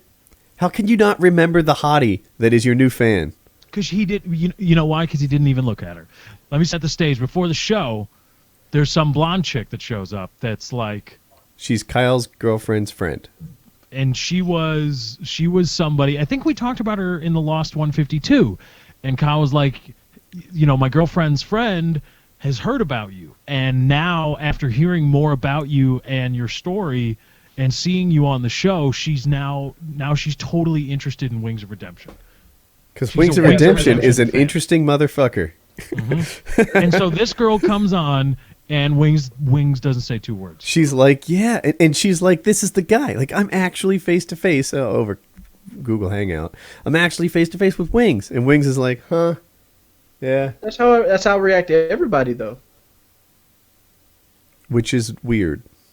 Why is that weird? I reacted to you that way, Woody. I remember the message I sent you back. You sent me a message. You're like, "Hey, my name is. I'm not going. You said your full name. Okay. And you go. I made these videos, and I wanted to see if you would check it out. And you happen to be like one of the first 50 people that would send me a message like that. So I'm like, all right, let's check this out. And then you sent me a video of your wife wearing a headset, listening to a truck on. I forgot the name of the map. Scrapyard. Scrapyard, yes, mapping my videos, and you try to test out the headset with surround sound. I compared a headset to surround sound. Yep. Yeah, and you said I have a video that I would like to maybe put on your channel, and it would be awesome. And so we got Skype and like that. But I said, all right, just send me your information, blah blah blah blah blah. And I took 4 days to get back to you. I mailed you 4 times. I don't know if you know that, but maybe you didn't see them all. But it took 4. You didn't get back to me on the first one. I've never gotten back. Lefty, how often have you sent me a message on Skype and I just don't respond to it? A lot. A lot. I sent Wings a video like, here, bro, I made this video. I uploaded it to my channel. It's GTA Online. It's something that we could do that you would probably have an awesome time playing. And I'm like, here it is. Like, here it is, codified for you right here. Click this link, and this is what I can make happen for you in GTA Online. That gets a lot of search views, and you'll enjoy playing it, and it'll add a whole new dynamic to your channel.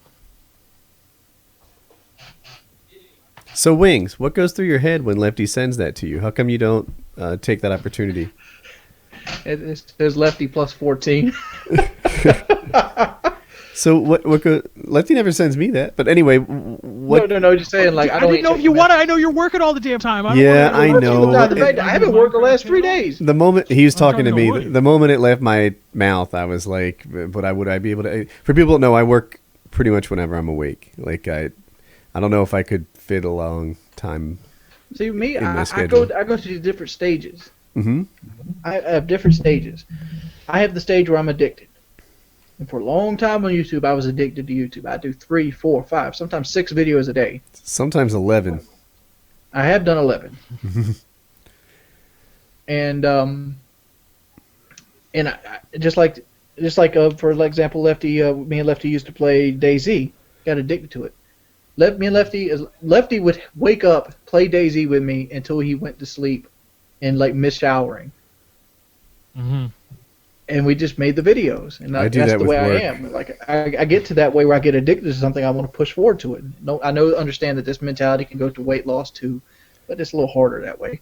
But you don't get to choose what you love, though, right? You don't get to choose what you love, dude. I'm doing that now with WoodyCraft. I know some of my subs don't want to hear this. I wake up in the morning, I check WoodyCraft, and I just make it better all the time. I woke up this morning and. People are going to fuss over Minecraft talk, but fuck them. There are cheats that you can install on your Minecraft client that show me your health. So when we get a Minecraft sword fight can last over a minute. And if I know what your health is, it gives me an advantage. And we put out a rule saying, look, you can't use these on WoodyCraft. It's not fair. It gives you an advantage over the other guy. And so many people were like, well, screw it. If I can't see your health, I'm going to start running cheats that auto-health me because you can't catch me anymore. And it's like, well, this is turning in the wrong direction. So I installed a server-side improvement on both our faction servers, which is where a lot of the sword fighting happens. And now everyone can see each other's health. I leveled the playing field. It doesn't matter if you have the cheat installed.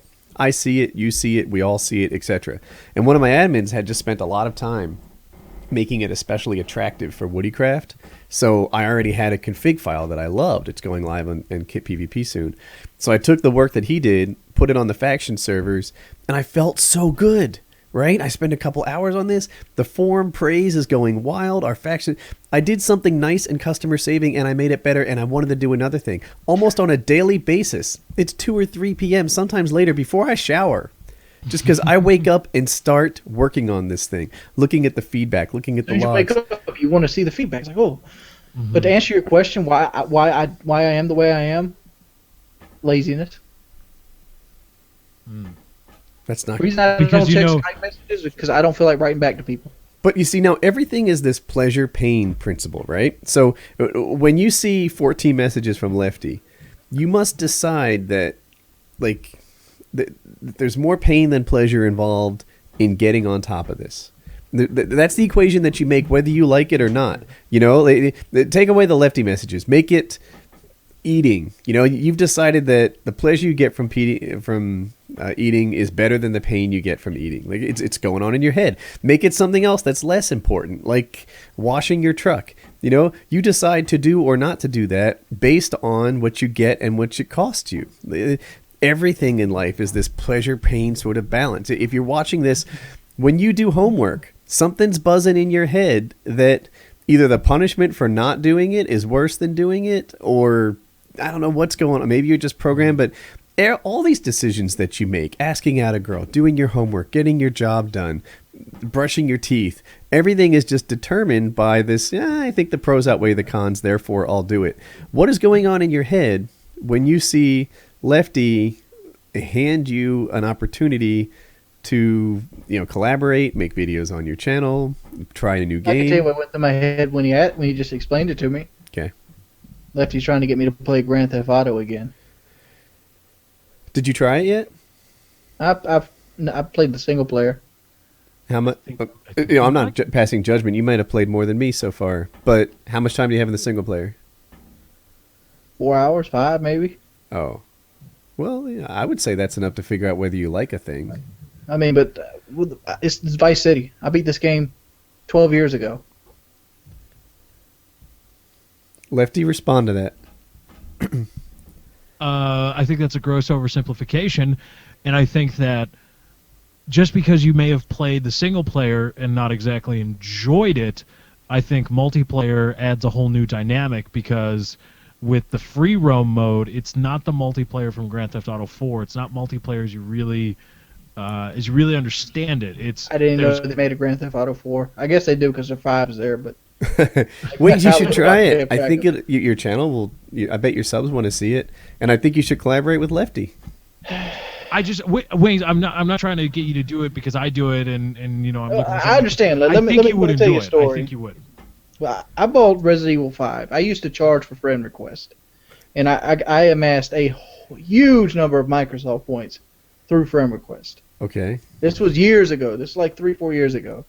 I don't charge for friend request anymore. I never did that, but I never had a problem with it. I'll talk about that later. I don't want to bust your flow. The reason I did it was because at the time I had 100 people I had to fill in. I had no clue who to accept and who to invite, and I figured, you know, if they're willing to spend this, they must be a quality person. If this is like $20, you give me 1,600 Microsoft points, you got a friend request, and a lot of cool people came of it, like Mark and Jay. He came on my friends list through Microsoft points. Okay.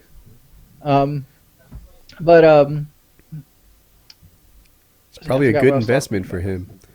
We were talking about Lefty, Grand Theft Auto, friends list, friend request. Oh, Resident Evil 5. Uh-huh. I bought Resident Evil 5 through Microsoft points because I I never played it. I didn't touch it for 4 years. I played it one time with Redneck, didn't like it.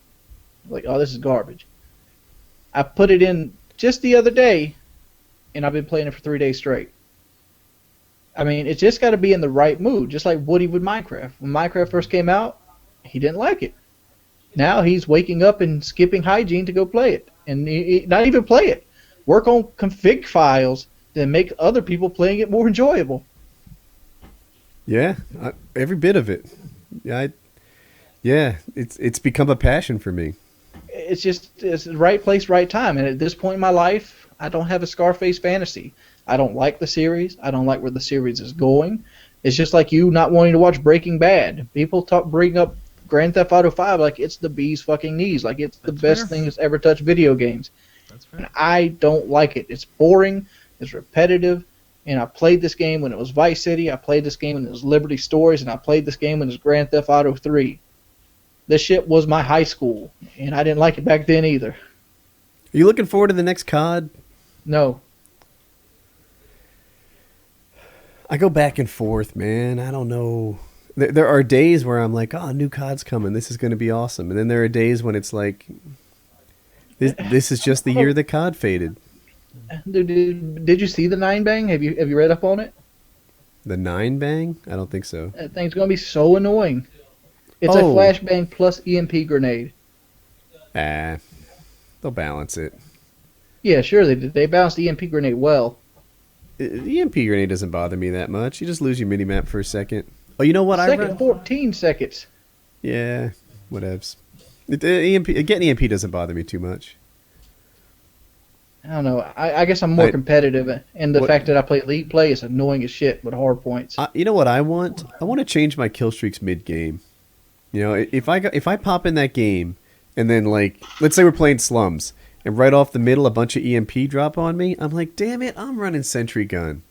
I want to change this up. You know, you don't have any ability to adjust, really, for the game. And yeah, I don't understand. Or let's do this. Maybe I'm running like something that I don't really run high kill streaks very much. Let's say hypothetically I'm running like Dogs, Lodestar, and something else, Swarm. And then I realized this is a competitive game. Swarm mostly helps you win games that you were going to win anyway, right? If you're dropping swarms on the other team, it wasn't a close one. You don't see any MLG guys running swarms in MLG games. You know, if it's competitive, they run the lowest stuff they can run. That's what they always do, because it's hard to drop, you know, even a helicopter when the other team is good. So if I bump into another team and they're awesome, I would love to adjust my kill streaks. You know, instead of, like, most YouTubers will just leave the game if the other team is good. You know, it's perfect. You save time. You ruin your own matchmaking stats. You know, like, if I bump into a good team and beat them, I'll bump into more good teams. If I bump into a good team and quit, then all of a sudden, you know, the matchmaking system will tell me that I should find even worse players. So that's what most YouTubers do. What I'd like to do is lower my kill streaks and carry something. That's what I'd like. But is that reason? So I've run a 14 win loss for a long time in Black Ops 2. Every game was a grind. Yeah, dude, you know, if it helps you a lot. You know, if you need to rock a 0.1 win loss, baby. My win loss is not that bad. I don't know. It's between 1.5 and 2. Like, it's not great, but I play solo all the time, so that's my impact on the team. You know, we win more than we lose, but yeah, most YouTubers just quit out every time they run. Because also, if you bump into another good team, you're not getting a gameplay out of it, so they save time. But I'm wondering if I should get it, because I haven't played or uploaded Call of Duty in a long ass time. Don't, Lefty, months. Don't. And the only reason I would get it is to just be a game that I dick around in on live streams once in a while and play if I get like a crew together, because that's kind of the thing now in YouTube is the idea of a close-knit group of people that pretty much, they branch out on their own here and there, but they pretty much all play the same thing together, and they in the business sense, they reflect views off of each other, but it's all, you know, they learn to know each other and they play off each other really well, and it all in the ideal sense create a creates better union content. which people want to be a part of. Right. I bet you there's a million motherfuckers want to be in that little Eat My Diction, St. Andrews Hutch, like little crew. and they'll do anything to get in that little crew. And that illusion is what You need to get closer to your mic wings. You're way too far. Oh. But I was saying that the Eat My Diction, Hutch, Sean Anders, I bet there's like 10,000 people that would want to be in that little crew, and they do anything it took. I think to be that's in that part of crew. the appeal of the video, right? Not even people who have realistic expectations of being in the crew, but I bet a lot of people watch the video and enjoy it, daydreaming about what it would like to be amongst those people. You know, like if you take, I'm going to hypothetically, like a lefty, right? Might have a realistic chance of playing with those guys because he's a YouTuber and he's known and etc. Right? But, you know, if you take someone that like none of us can name, he doesn't have a realistic chance of ever playing alongside of those guys. He might just watch the videos thinking about how nice it would be to be Hutch's friend. You know, that I can totally understand that. And but that is really the only role Call of Duty would serve, and which, by the way, I would love if you are Eat My Diction. Hi. You know, I am Hutch's friend, and let me tell you, it's great. Every time I have like a big dick question, I ask Hutch. But you know, is it worth it then to go pay the however much $150 to get Call of Duty Ghosts early? No, I mean, I'm not paying 150 bones. I won't pay what I paid last year. what'd you pay last year? 80. 80, yeah. Really? Yeah. Oh, man, but I don't want to drive to North. I forget the prices I've paid. I want to say I know I paid $250. I know I've offered $500. I don't know if I've ever paid that. And last year I paid $80. You know, Yeah. the prices I paid go all over. 280. Yeah, my guy up here in Chi-Town last year. I remember when we did that. I paid him $100, and you know he had the goods. But you know, it's like I felt like a drug dealer. Mm-hmm. You know, I did that like, vlog. Like, do you remember my vlog? Yeah, I saw you were like, I got my pistol. I got it. I literally I'm gonna chamber around. I don't know how this is gonna go. Yeah, you know, I pull up to the parking lot. Like we organized it. I pull up to the parking lot. I instantly got to pee because for some reason my adrenaline's like kind of like, hey, this is something you shouldn't be doing. So I got to pee. I can just imagine he's like, hey, you got the stuff, man? How'd you initiate it? How'd you initiate? I had to wait there for like 45 minutes. I got there early because I'm a dumbass. Dude, ours was so. We met this guy, and in my head, I'm meeting this shady guy in a back alley. The reality, I'm meeting a shady guy in a Walmart parking lot, but at least it's lit. And he pulls out, and he's got like long hair and stuff. And in my head, I was worried he was going to be like some muscled up gangbanger kind of person. I don't know. That sounded like I said Why he were you wasn't. stressing? There was 3 of us. Look at what is going on in my head. I prepare for the worst, right? We covered that a few minutes ago. It was 1 guy versus 3 guys, 2 of them armed. We were good. No way you looked at it. Yeah, we were pretty good. So, and then when I saw him, he did have long hair, but he was almost like a gentle-hearted stoner kind of guy, right? Is that how you describe him? Yeah. Yeah, it didn't seem all that dangerous. He smiled a lot when he talked, and he was, a little heavier than perfect fitness, I'll say. And he was just kind of guy that was down on his luck trying to make some extra money. This is a guy who's had some munchies, who's got long hair. I don't know. Did he have the Rasta like knit hat thing on, or am I crazy? No, he had a hoodie on. He had an Eagles hoodie. Okay. In my memory, he had like I don't know, like one of those flat golfer hat things, but it was knit and it was like black, yellow, and red and green, like a Rastafarian thing. And in your memory, like he just like you heard Bob Marley for some Yeah, reason whenever he was near damn you. near had a Jamaican accent. As I replay This this. guy was white as he could be. He's white as Lefty. Yeah, he's a white guy, and he had long hair, and he was a gentle stoner sort of guy. He was shorter than all of us. Yes, but he might have outweighed me. And that was it. There was no shooting involved. He probably shot some heroin up for all that money we gave him. I doubt heroin. I bet he smoked something though. He smoked some heroin. That's what he did. I was thinking trees, but yeah, there's nearly 100% chance of that. So hopefully we get to see that guy again here soon. Yeah. So when does I have people reaching out to me. I won't name names. I don't know. No, I try not to name other names in general. But Oh, Wings, if you can get another copy, I know another guy who would like one. I could try, but like my brother won't send, Stan won't send, Justin, me, and you. Like this guy can only get like 5 or 6 copies. Okay. I mean, he pretty much works at the distribution center. This guy is willing to pay extra on top of what he charges you. So, and he's a real nice guy. Justin knows the guy personally, so I had to talk to Justin.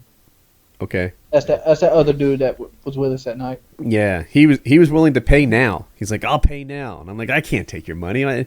I just know a guy who knows a guy, and like, if someone pays me, they get what they paid for. Like that's important. I can't take his money. Sponsors for PKA. Heather at WoodyGamertag.tv. Woody's we're only Gamertag. 2 hours in, but is it too late to talk about our sponsors? I don't understand. What did you want to talk about? I think we should give them a little more. Really? This guy paid for a quarter show or half an hour or something. I understand that, but like maybe when you put your money up to be a sponsor, maybe create like a 2-minute video that highlights yourself, and we slap it in on the front or on the end or front of the video of PKA or somewhere in the middle. Sell yourself a little bit better. I could see doing something like that. We could have a price for it. Yeah, just get a little more bang for the buck. I mean, we'll work out a little pricing structure for that. We'll take it offline. Yeah, we'll talk about that after the show. But I mean, I like what we talked about on PK 152. I like what the YOLO boys did. Mm-hmm. They were just some guys. They were just guys, and they were like, we just want to be mentioned on PKA. They were the best goddamn Middle Eastern weathermen in the Navy. Yeah. Saudi Arabia's got a high pressure system. They're telling you about it. They were cool. I like them. And there was one who wasn't as big and buff as the other two, and in the entire promotion we never referenced his sex. It was like there's 2 cool guys and then another person as well. And the androgynous one in the middle or whatever. The Yellow Boys were fun. They were fun. They were good. So we can do that stuff too. We could do that. Woody, I wanted to ask you, did you want to cover really quick what you talked about? Because there was a lot of cool stuff that we got to last week that just is lost forevermore. Like we were nice about the subreddit and we were. Oh, we had a request for the subreddit. Oh, we did? I was totally... Oh, that was one of the things I was missing. You know how when you hover your mouse over the Reddit alien, it says "fuck Kyle"? Oh, yeah. Yeah, dude, I really want that. I want it... If you hover your mouse over me, it should just shout out coupon codes. WoodyCraft.net, Netflix.com/Woody. It should...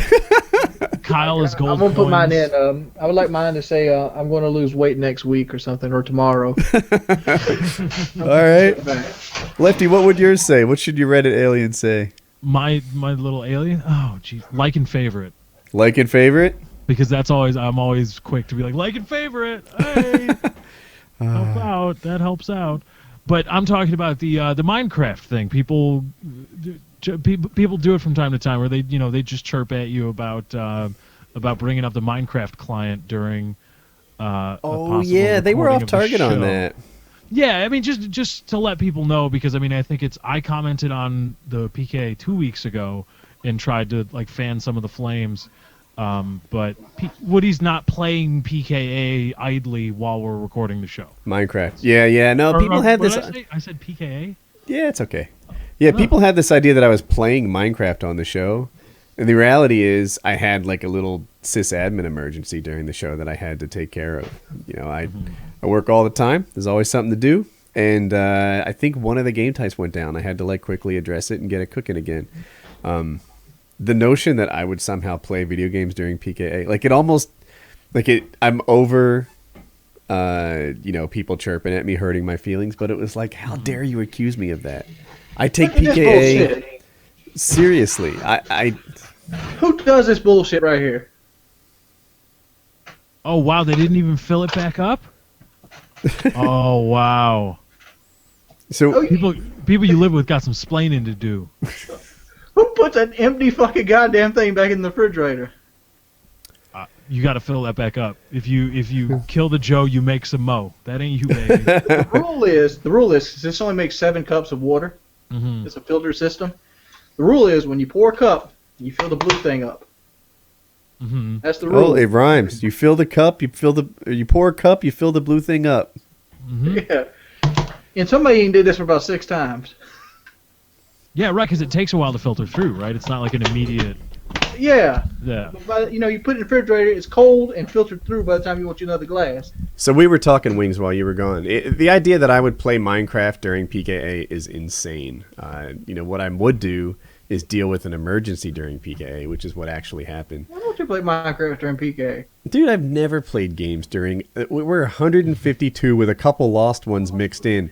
I have never played games while you guys were talking. Not once. Why not? And it's because it's bullshit. I'm here to put on a show. Like, I pay attention to you guys. The premise of this show originally was just be guys hanging out.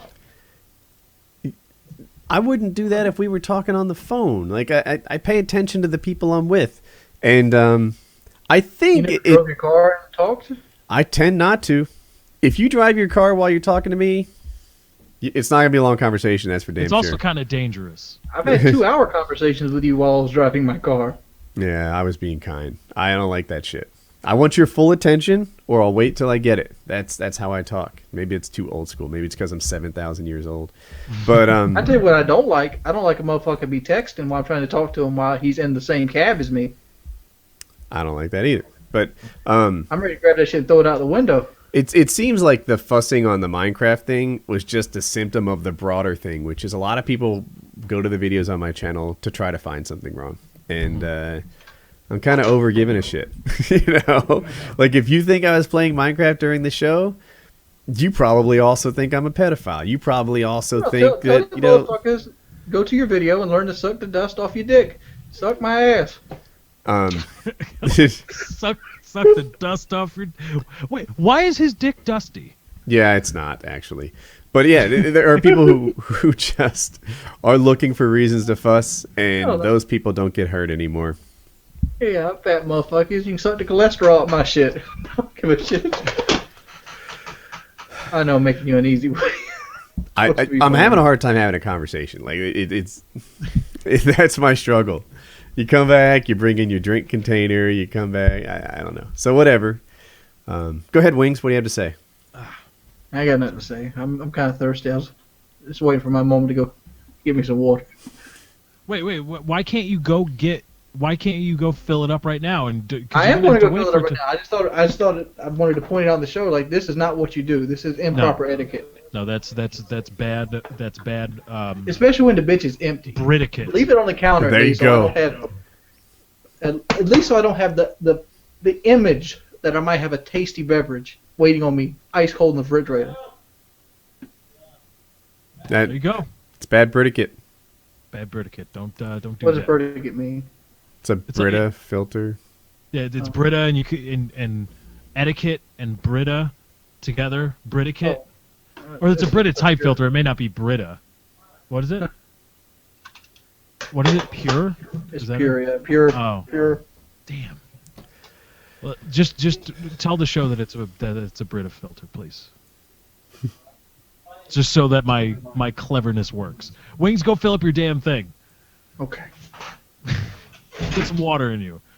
Hey, you know what? I will talk little bit about him behind his back. I'm proud of Wings because you know what? Joe Lozon, I almost said Joe Rogan. Joe Lozon told him you got to stop drinking sweet tea, and what does Wings eventually do? Yep, I noticed that too. Yeah, he's actually genuinely drinking the water.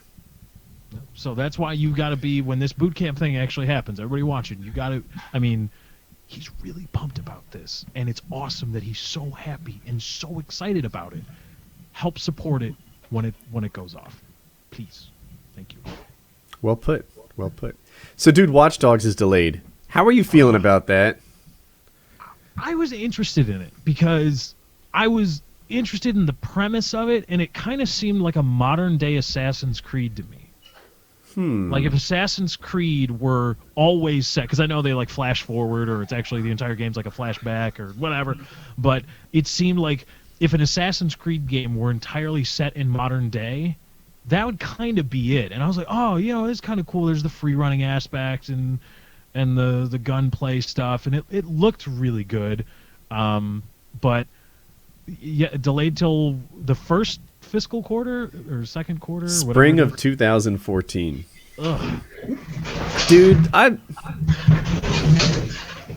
they've screwed up with that. They started pimping that game in 2012, EA. Like, it got a lot of attention at the show. And then 2013 EA, everyone was like, is this thing coming out? And then it's supposed to be holiday season 2013. Now they're dropping it next to Titanfall. Which game? Watch Dogs. And it was supposed to be a launch title for the PS4. That was one of the things, was that it was supposed to drop as an exclusive for the PS4, wasn't it? Was it a PS4 exclusive? It was for like a month. It was supposed to be out for the PS4 for like a month. And it was I saw images for launch bundles. Maybe those were just clever Photoshops. No, that's a real thing. I remember when I chose mine. I might have even been the one that I chose. So, how do you, what is Sony saying now? Like, what happened? I'm sure there's probably language in the contract that secured that, but wow, you had exclusivity on a huge and up and coming huge next gen console. When who's behind Watch Dogs? Is that Ubisoft? That's Ubisoft, isn't it? I want to say. Yeah, I'll double check. But whoever it was, they must have been going crazy when at E3 Sony had that awesome press conference where they pantsed Microsoft on the whole on the used game issue, because I mean, like it or not, they got pantsed, and absolutely, the internet exploded without a doubt, with Sony support. And so if you've got a launch title secured exclusive on a console that all of a sudden is, the baby face of the gaming community, you've got a license to print money. And oops. It is Ubisoft, by the way. Okay. And yeah, dude, Microsoft got so beat up. And I think some of it was unfair. I know people say I'm an Xbox fanboy, but there's no doubt that that's what happened. There's no doubt that what happened was Microsoft lost the people. They won the gamers. Not the gamers. They won the game developers, but they lost the people. And we'll see how this goes in the long term. Do you feel like it's still as lopsided as it once was? No, surprisingly. I don't. Like, it's evened out a little bit more. Like you don't have to be ashamed to be looking forward to the Xbox One like you did when they both did their press conferences. Right, because when Microsoft, when there was that whole dichotomy of the Sony is gamer / used game friendly, or whatever they were trying to make themselves look like, and Microsoft isn't, that was, everybody was talking about that. But then Microsoft said, okay, well, gone, poof, all this stuff, we're going to be essentially basically like the PS4 now, and all of these things that you were upset about, and then everybody just kind of stopped talking about it. Yeah, they're definitely not winning. I don't know what the numbers are for pre-orders. I know they're probably not talking about them.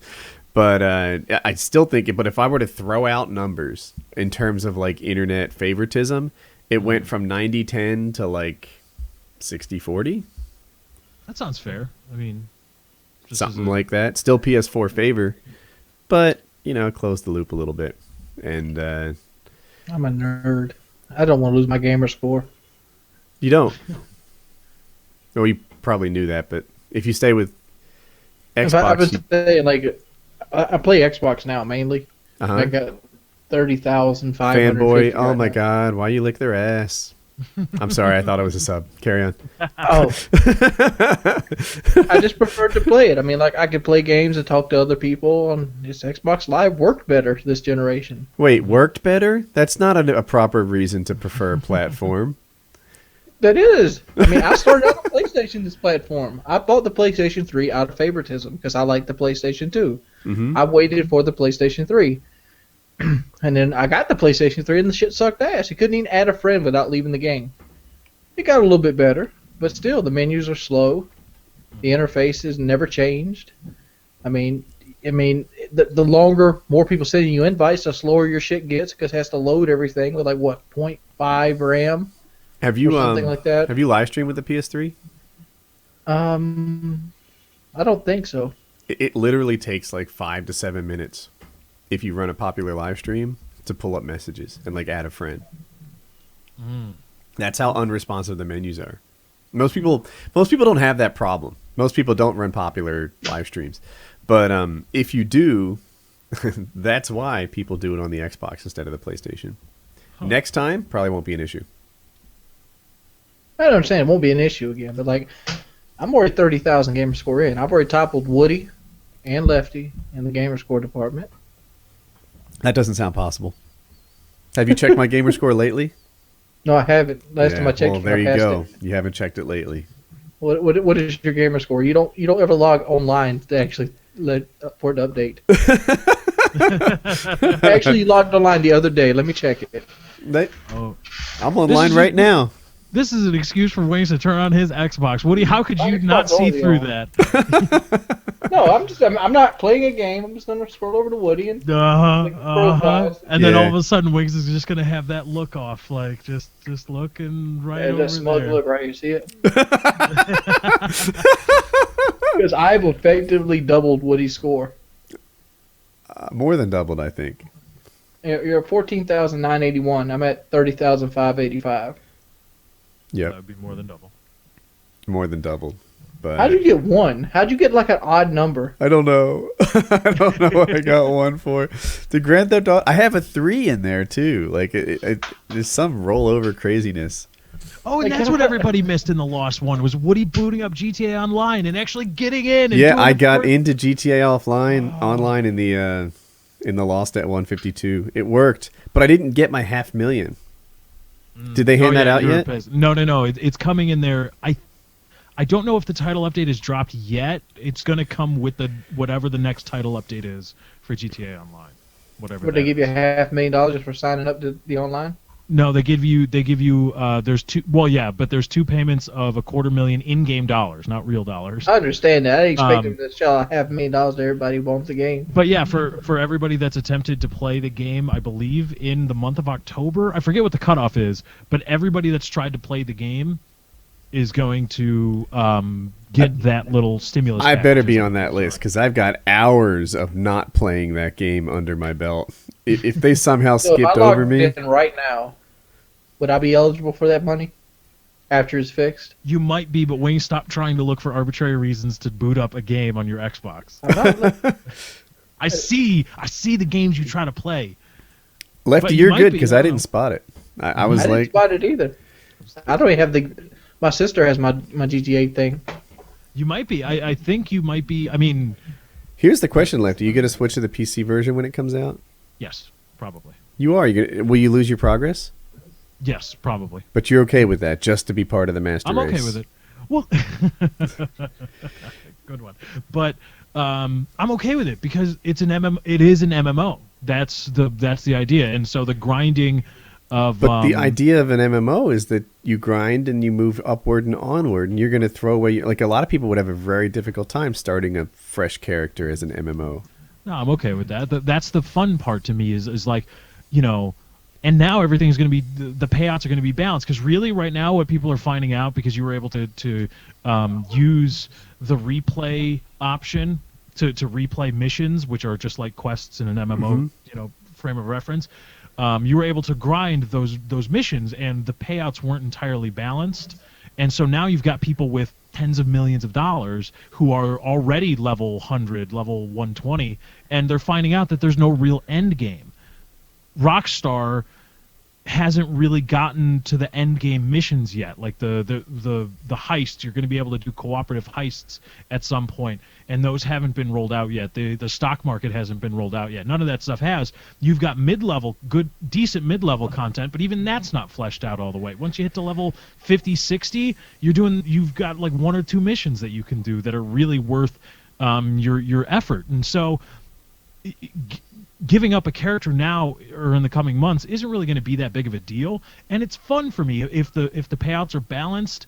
And you know, if I'm live streaming or whatever and playing with friends, and it's like, oh, we got to do this mission because I want to buy, you know, this car, I want to upgrade my player's apartment, or you know, I want to buy a new jacket for the player or get a new haircut or something. It's fun. So the grind is both real and fun. for me, so I can accept it. Giving Yeah. up a new character. Plus, that game in 1080 with draw distance and a super high frame rate. Oh, come on, that's going to be amazing. Lefty, you seem like you value the graphics way higher than you should. You know, it's funny. I go around on that too. I'm sorry, Lefty. I know he was addressing you, but look, I'm playing a lot of Minecraft lately, and here I am talking about graphics. But graphics matter too. They're a part of the experience. You know, and the one thing that people don't talk about very much is sound is part of the experience. I appreciate when people do that. I have a hard time picking. They're both big, right? And I think most people don't pay attention to the sound that much. You know what? Medal of Honor has good sound. That game had amazing sound.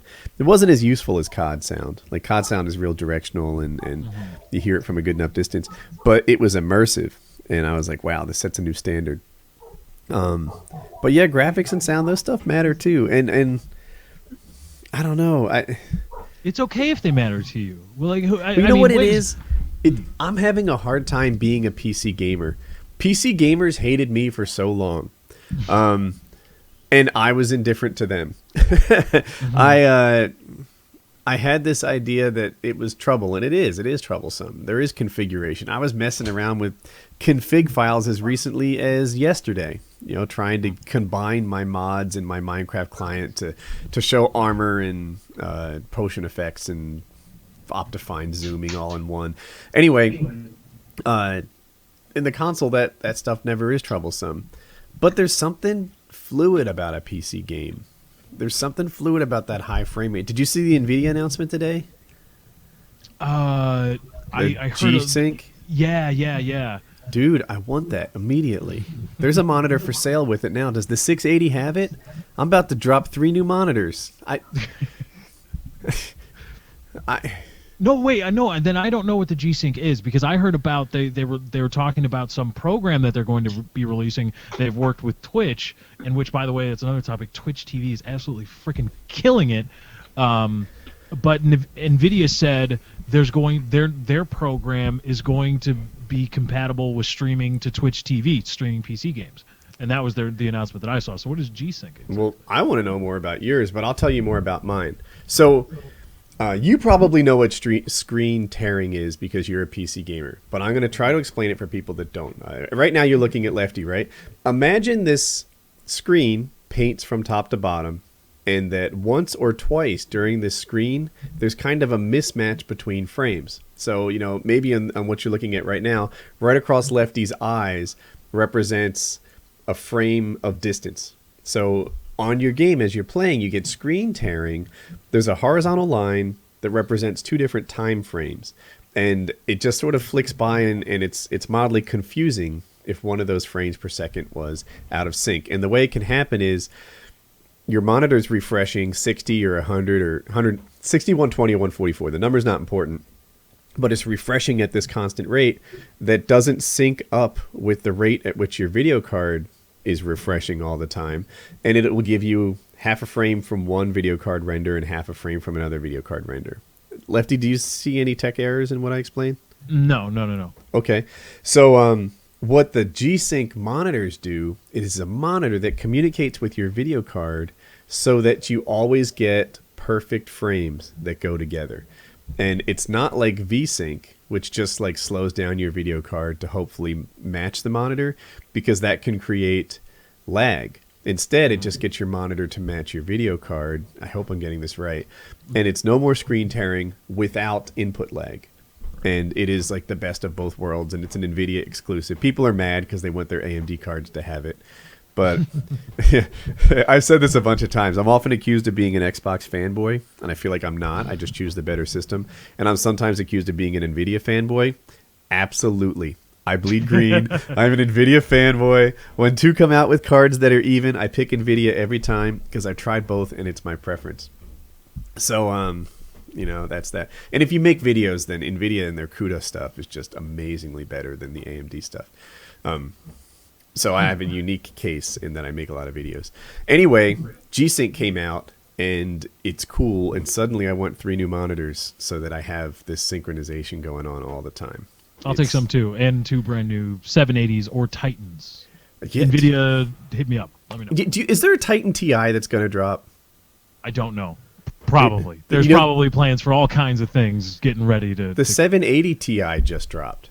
Mm-hmm. They announced it or something, and they didn't give all the specs on it yet. But so what's happening is the AMD released their, what is it then, R9X or 290X? I think it has 2 names. Mm-hmm. And now it outperforms the 780, and we're unsure about how it performs versus the Titan.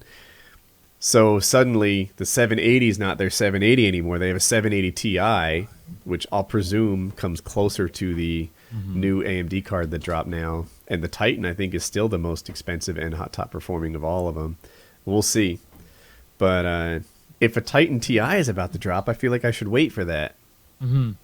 I have not heard anything, and I would be lying if I said that I was looking. I have no idea. All I know is my tech isn't good enough anymore, and I need more money to buy better things. Have you tried having more money? I keep telling you people. That's the one thing. The one thing I haven't tried is just having more money.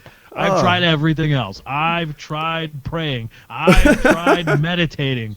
I've tried eating my vitamins and drinking my milk and saying my prayers. Who do you pray to, Lefty? Joe Pesci. Good Joe call. Pesci. Yeah. Maybe he'll answer your prayers and get you a Titan. Technically, he's more likely to answer your prayers. It's a George Carlin bit, Wings. It's actually pretty funny. But yeah, Joe Pesci. I pray to Joe Pesci. Because I worship the sun, but I don't pray to the sun because it's improper to presume on a friendship. Okay. What were you telling me about the streaming? Right, I heard about that a while ago. Did they make progress on it? Yeah, NVIDIA. As far as I understand it, NVIDIA never had a program that was native to recording off of their own video cards. MSI has MSI Afterburner, which does do that, but it's not very good. And so a lot of streamers, a lot of YouTubers use programs like Fraps, XSplit, kinda, and in DX Story. But NVIDIA is coming out with their own kind of thing that does a little bit of what DX Story does and does a little bit of what XSplit does with regards to being able to send your game source to places. When's it come out? Because I've heard about this 6 months ago. I'm not exactly sure when it comes out. I can try to Does find it that support cards that are old like mine? I have a 680. Do you think it'll cover that, or am I going to need a new card? I will look it up. I'll look it up for you. I'll try my best. Are you surfing the web during Painkiller Already? I'm looking at NVIDIA news now. I'm teasing. NVIDIA introduces G-Sync, new gaming technology, and developer partnerships. Here we go. GeForce Shadow Play. Shadow Play. All right. Ooh, Shadow Play. I'm into Shadow Play. At last, NVIDIA introduces an advanced game capture tool that lets you, this is from the NVIDIA website, by the way, lets you capture and stream your greatest gaming moments with little performance hit to frame rates. That's the promise of Shadow Play, launching with the upcoming release of GeForce Experience 1.7 on Monday, October 28th. Well, damn, that's close.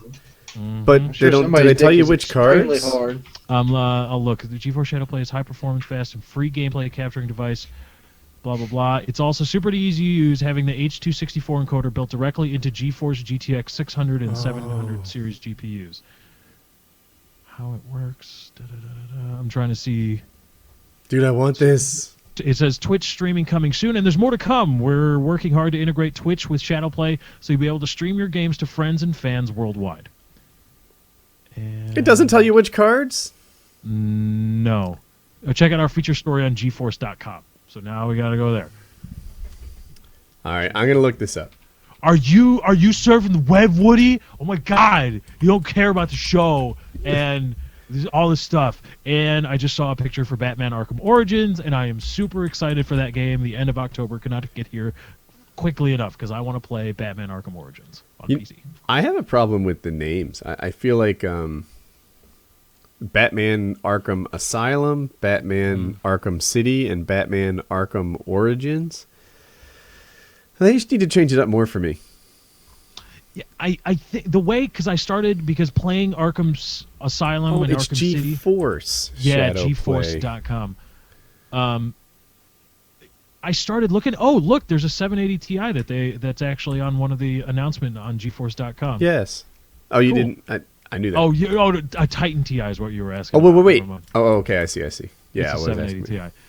But I think I've gotten into the comic books, and what I've learned, or what I think I've learned, is that picture Arkham like as a modifier for Batman. Like it's telling you kind of what version of the world, what artistic version of the world it is.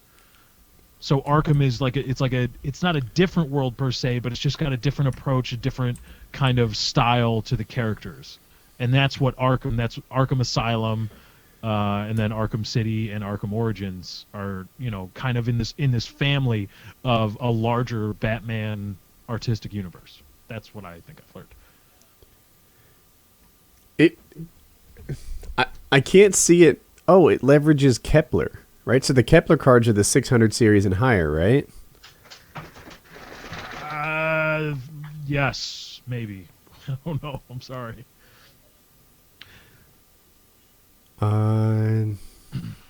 There's someone out there watching this that knows this perfectly, and they're like, "Why is it taking him so long to figure this out?"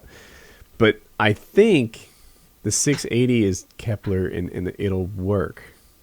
I hope. I hope so. So that'll be interesting to see. That'd be big. I feel like if I was running these companies, I would do some things that support trend makers. I think it's a good strategy, right? And I'm not talking about just me, but the people who are on those front pages of Twitch all the time, get them on your cards. You'll sell some cards. Heck, I think Xbox probably sold a lot of Xboxes because everyone on YouTube picked it. Right? And everyone on YouTube picked it because it solves some of the unique needs of Xboxers. If you live stream at all, if you get a lot of messages, the PlayStation platform just didn't do a good job and support the trend makers, and that has to be a piece of the puzzle, I think. And how many people have bought a Hauppauge that have really no interest? Like Hauppauge has made how many sales based solely on the fact that, oh, what do you use to record your gameplay? Oh, well, at the time, a couple years ago, the Hauppauge, and now it's Elgato and all Avermedia, and it's like all these people that have grand aspirations in their mind that, like you talked about earlier, Woody, that think about what it would be like to play with these people. It's like, well, then I can be like a streamer and like a YouTuber, and so I'm going to do it. And now, how many people that just they've got a laptop and a gleam in their eye, and bam, they're on Twitch TV. That's how I started. I remember how long did your first videos take to render? 55 minutes. Really? 8 I had- hours. It would be Really? roughly 8 hours to render for me and roughly 8 hours to upload. Why did it And take that long? what's that? Why would it take you that long? Well, I mean, partly we're talking about hardware from 3-4 years ago. And then, to be honest, I don't know what my render settings were. That maybe there's something to learn from there. Mine but was 45 minutes. it took 8 hours when I first started. I didn't know anything about video making. And the YouTube uploader. The uploader, for people complain about every change YouTube makes. Right? Every time there's a change on the internet, it doesn't go well. I can't wait for Reddit to beautify their interface and have everyone hate them. But I'll enjoy it. But YouTube has improved their uploader a ton. It is light years better than it once was. It now, like, I've literally uploaded videos on cruise ships off the coast of Africa, on satellite nonsense stuff. 45 minutes of downtime. It just picks up where you left off and keeps going. Your video will get up. What's that? They used to suck. They used to It would suck fail at 99%, and then you had to redo it again. all the time. And I missed the bulk uploader. That thing kicked ass. Oh yeah. How did the bulk uploader work? It was like a really all it was just text, and it'd give you a percentage of how much your video was uploaded. It was great. They still have a thing where you can upload multiple videos, right? You just Yeah, but you got to go through the description. You couldn't do the description or anything in the bulk uploader. You just put the title and clicked upload. This is before. Well, tags have always kind of been there, but I don't remember tags being a big deal back before. Like it used everything from the title. I still don't know how tags work. I still don't know. Sometimes it seems like the tags don't get any attention by the search engine, and sometimes it seems like they do. But yeah, the uploader's gotten way better, and it's helped things out a ton. The sub box has gotten way worse. Yeah. When I have to install an add-on to Google Chrome to make your site work better, your shit sucks. Does sub boxes publish to everybody, or is that still the intention? No. Pub boxes don't publish to anybody. I can't. Like, I never wanted to be those people that say, like, oh, the reason, I'd get 1 million views if every one of my subs saw that I put a video up. I think it's based on how much a person watches something. Like, Kitty tells me that if you don't upload regularly, then it doesn't publish your videos. No, that's not a problem I have. But that's what I've heard. It doesn't publish a video to everybody. Like, say, let's say Jimmy watches a Woody video on Monday, and he watches 65 or 70% of that Woody video. Say he cuts it off at like the 6-minute mark. And then Billy watches that video on Monday, and he watches 100% of that Woody video. So, and Tuesday rolls around, and Woody puts another video up. Billy is most likely going to get the sub box because he had 100% viewer retention, whereas Jimmy is at like a 50-50 chance because YouTube is trying to decide if he liked Woody's video enough to want to see another one the next day. Really? I think that's how I've been explained. That's how it works. It's based off viewer retention and how often they like the videos and how long they watch the video itself. Wow, that seems just unnecessarily complicated. From a subscription standpoint, because the whole reason you subscribe, the reason you subscribe to a magazine is because you want that magazine. It doesn't matter if you don't read it. When you want to read it, you want to read it that week. I think they're trying to create an atmosphere where somebody comes to YouTube and they see something they like every time, and it's something they subscribe to. Mm-hmm. And if they didn't like a certain video, and it has this set amount of tags and this viewer retention on these tags, that it put the value down of them. I don't know. I've been explained to it that way. That's. But you don't. Not every video you put out goes to every one of your subscribers anymore. I know that for a fact. Really? Yeah. I've always wanted to. Like, I I'm never want to play that game. And I got all my videos. Like, I'm subscribed to myself on War God YouTube, and I don't get all my Wings of Redemption videos. Yeah, like. This, I don't. Yeah, I want to mention names, and I feel like I can't avoid it right here. Blame Truth switched from Call of Duty to Pokemon at one point, right? And they're a very different audience. And he would say sometimes like, "Oh, it seems like my sub box isn't. My videos aren't publishing because people don't watch them." That might be true, but I think at least part of it was that people like COD videos maybe don't like Pokemon videos too. I have something similar going on. If I upload a Minecraft video, then I know full well that there are a lot of people who enjoy COD who might not be interested in that Minecraft video. Fair enough. I think. So I don't want to sit here and be like, oh, I don't know, my Minecraft video didn't get 100,000 views. It's probably the sub box. No. Well, my channel's a better example of that, though, Woody. Okay. My real life videos get between 30 and 40,000 views. Mm-hmm. My Call of Duty stuff gets between 15 and 20,000 views. Could it be that most of those people lost interest in COD, no longer watch those videos very long, and they're just not getting the COD videos in my sub box anymore? But YouTube doesn't know what the content of the video is. I think they use the tags. Like, if I put Call of Duty in there, and, like, it goes, Billy has watched Wings of Redemption's Call of Duty video, he only watched 2 minutes of it. Let's take that one out, but, Wings weight loss video update, he watched 80%. Here's another one. I think it's more likely that someone sees your thumbnail and says, it's a vlog. I'm totally going to watch this. So I should just put, a real-life thumbnail on all my videos. You don't want misleading thumbnails. Like, for me, that's a contract I have with my subs. My titles and thumbnails will always represent what the video is about, and you watch what you want. And that, although they don't follow their end of the deal, I also think like if you only like COD, you shouldn't come to a Minecraft video and fuss. It said Minecraft in the title, and it has Minecraft on the thumbnail. STFU. But But so would that's Wings why I putting don't do that. would Wings putting a picture of himself as the thumbnail, even if it's a COD commentary, would that be misleading? I guess it depends. If it's the same exact like camera position as his vlog stuff is, and it looks like he's talking to you, then like okay. Yeah. When he said that, I envisioned like a shot from his Sharpie knife fight, as the thumbnail, and then COD in the background, and that would be misleading. Okay. But if you that's do the say kind of what shit I would do. CNanners Like, if I does, wanted to be misleading, I'd be like, I'd have like a truck coming towards me, and I'd have like a scary face. well, like what CNanners and I don't know if Hutch still does this. Oftentimes they'll put their face, usually a funny face, like is superimposed on the character in the thumbnail, and that's not misleading, right? That's fair game.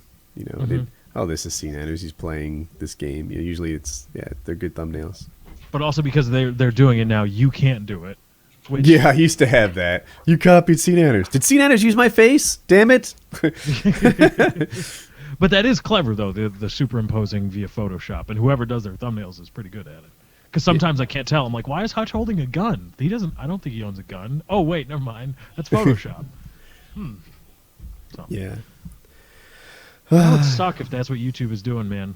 That would just be not cool beans. But YouTube- Woody, doesn't that seem like an unnecessary addition of computation? Like if that is how complicated the algorithm is, that YouTube has to calculate how long, it has to know your subscriptions, how long you've watched each subscribed video, what video tags you've watched, how long, and then decide, given all your subscriptions and what they're uploading, whether to show you what, when, and where, and how.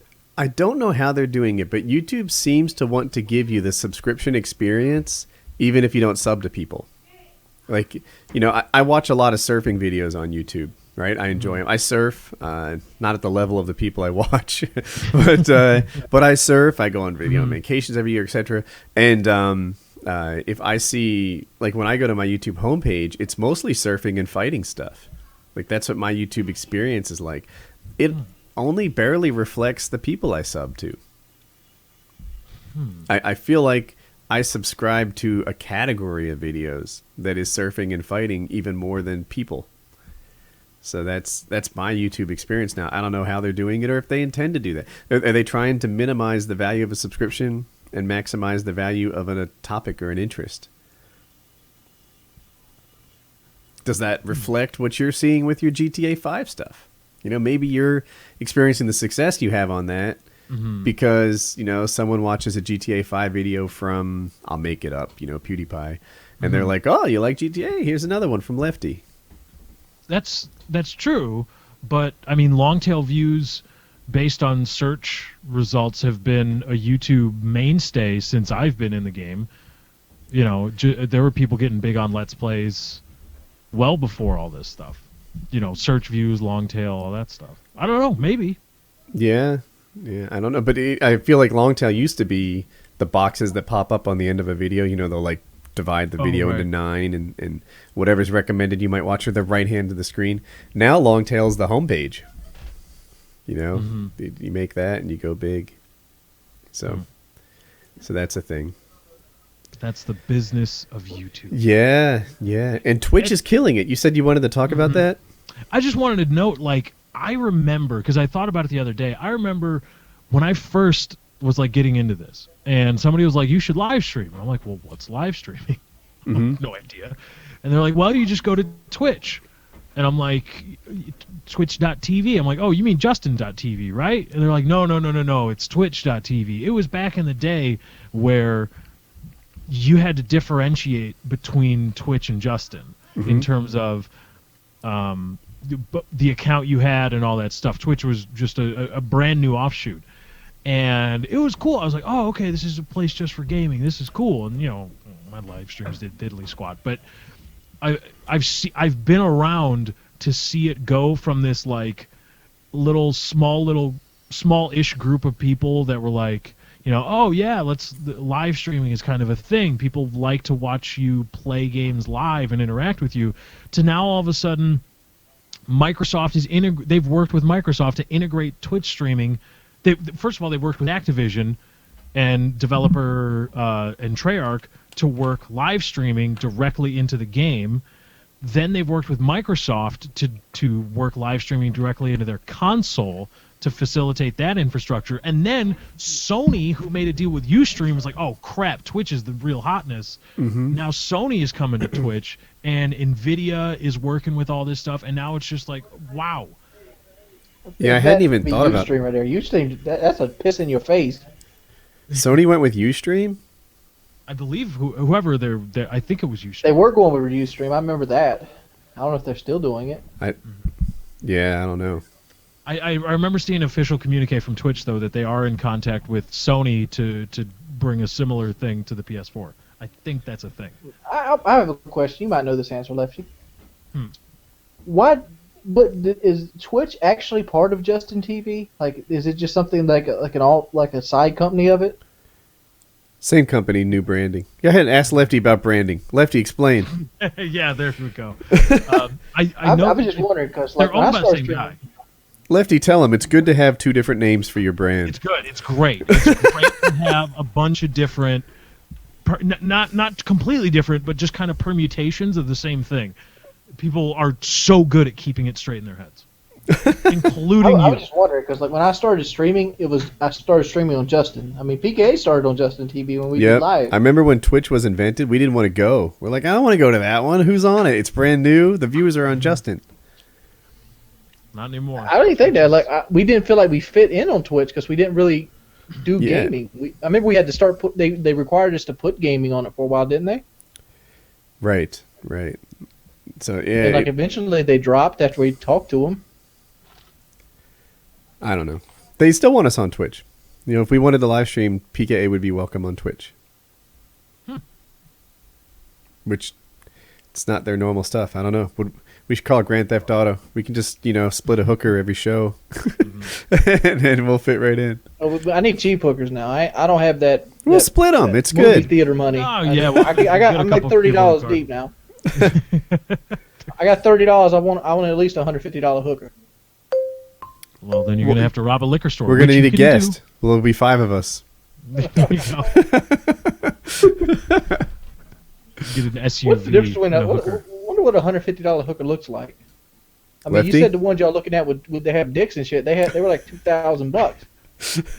I don't want my shit with a dick. Like, and I'm paying like a 15th of that. I think you pay more for the dick. Well, it is more material. I don't know. So this is old. This is back in the 90s.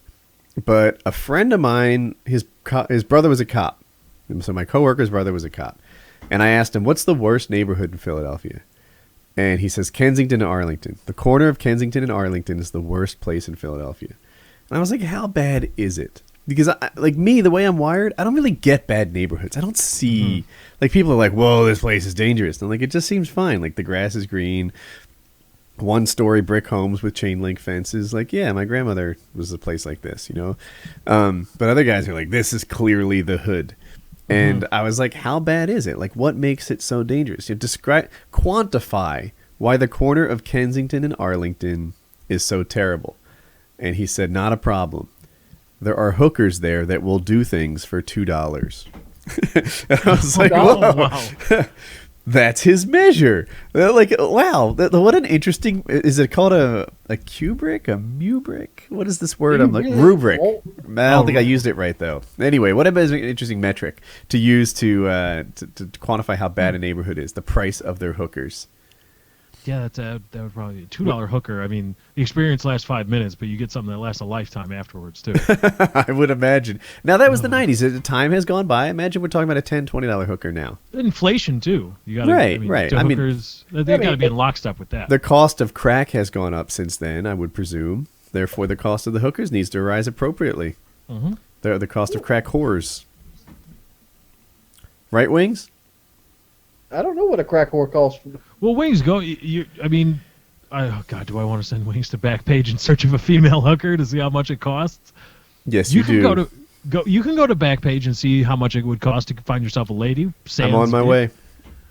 All right. I don't need a lady. I guess I get to go too, but I need an incognito window. If I'm paying, I ain't playing, son. That's the way I roll. Okay. I'm saying that bullshit, but you got to take him out to eat. And You don't Gotta gotta get take a them hooker. Wait, wait, I don't- That's why you pay them. You pay them to not have to do that. Yeah, but see, It's like a My buddy- convenience store for sex. Wings is such a provider. He's like, yeah, I'll still take him out. Mm-hmm. no, I'm not. Shit, I'm not taking a crack whore out. What the fuck is that All talking right, about? we'll go to. She'd probably get her dinner doggy boxed and try to sell it for $3, get some crack. All right, so I'm Dude, I'm standing there like, what the fuck you doing? I'm grabbing a girl. I'm looking for an image here that looks real. Here's a girl. I believe this to be actually her. Some of these people look like models, and I don't always buy it. I'm like, I think they just grabbed a pretty picture off the internet. Oh, Wings, this one's perfect for you. We gonna leave some links here? Yeah. I got you. I think I won't got you. All right, what do we got here? Let's These see what these we don't have got. prices. There's a $50 in-call special, like Courtney, $50 in-call special. and she is like perfect body type for you. I think that's what you're into, right? You'd hit that for $50. I want to see this link. This girl's big but not huge. Yeah. You see her every day. No, she's And- about 200 pounds. She's 27 years old. I wonder it's an why experience she's you'll never pouring forget. herself out, though. That's the question. Ask about my 2-girl special. Oh, God. Big girls do big things. I don't know entirely what that means, but okay. Imagine With getting Wings, lost you're in always my doing a big thing. the thick six. Imagine getting lost in my captivating eyes or running your fingers across my soft, silky skin. Too bad I don't get to see your eyes in any of these pictures. So. Yeah, this is the different. This isn't Courtney he's talking about. Only Yeah, thing you no. see on Courtney is a Oh. butt, and she has a standard fat girl butt. You bend them over. You look good. If you're just looking for $50 a bust a nut, there you go. I'm assuming that's a service I can she bust it up offers. for free, son. You know, I don't know if you remember, they gave us some passwords the other a couple weeks ago. I forgot about that. I haven't found any that mention price at all. Jello to the body in town tonight, $70 special. I bet Oh, you, wow. I bet you money though. That Courtney here's a cop. Really? Yeah. Why would you say such a thing? First off, the old Horry County Mounties, they do this shit all the time because I live in a tourist town, and this is obviously in Myrtle Beach, and it says no blocked callers and no texts. And she has 2-girl specials, and she kind of hides her face in everything here. Mm. There's really no nudity whatsoever. The picture up top isn't her. But that doesn't mean. But nothing on that page. I mean, it's not a crime. That would be an ineffective cop measure. Is my thinking. Why would it be here. an effective cop method? Because you want them to mention sex. You want them to say, "I'm going to pay you to have sex with me." I think You they didn't say will. anything about sex That makes here. it a crime. But no, but she's using like kind of indirect language. She says, "In-call special." Blah blah blah blah blah. If she uses that coded language throughout, that doesn't mean anything. Wait, How- I how thought can she you- had to use the encoded language so that you brought up the sex and it wasn't entrapment. Right, but if you never bring it up, if you say $50 in call special, and then you pay her $50 She and needs she's to there. draw it She out didn't- of she you. didn't tell you and, what you're gonna and do she for wants to $50 not of it. show her face so that people don't know her as a cop. That's true, or she just doesn't. I don't know. It just seems. Here's like it one would that be does effective. show her face, and she says, "I'm sexy, 100% real, no thugs, no hoodlums, please be discreet, come have fun." That seems like not a cop. I'd say this one is a cop. You say you're calling cop on Courtney? Yeah, I'm calling cop on Courtney. Okay, that's fine. And Woody acts like they give a shit about entrapment. They don't? They should, but do Look they? at this though, Lefty. Because all that matters is the arrest record. It doesn't matter that the charges get dropped. You got Look- arrested look for at this soliciting lefty. a prostitute. Look at the Fuck you. pictures. All of the pictures are in the same room.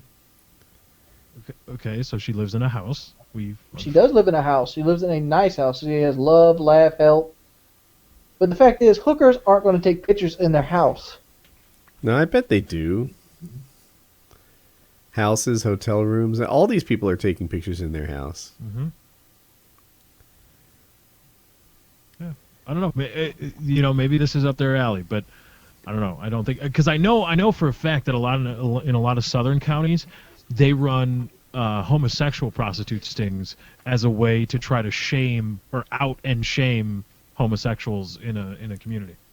That's like a That thing. sounds about right. Sounds And uncool. that's like just absolutely despicable. Did you guys pre-order any consoles? I have I don't even know if I'm getting it on the release date. yeah. Why? I don't have the money. I got to see how live streaming takes off for me. If that's like another viable source of mean, income. From what I heard, Xbox 360 isn't gonna. There's still gonna be games released with almost the next 2 years for the 360. Get this.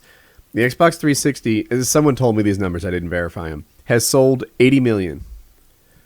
And they expect to sell another 20 million before they retire it. That's a lot of 360s, even though in my head, the 360 turns off when the one drops. In Microsoft's head, Right. they're like, nah, we'll move another 20 million before this thing's over.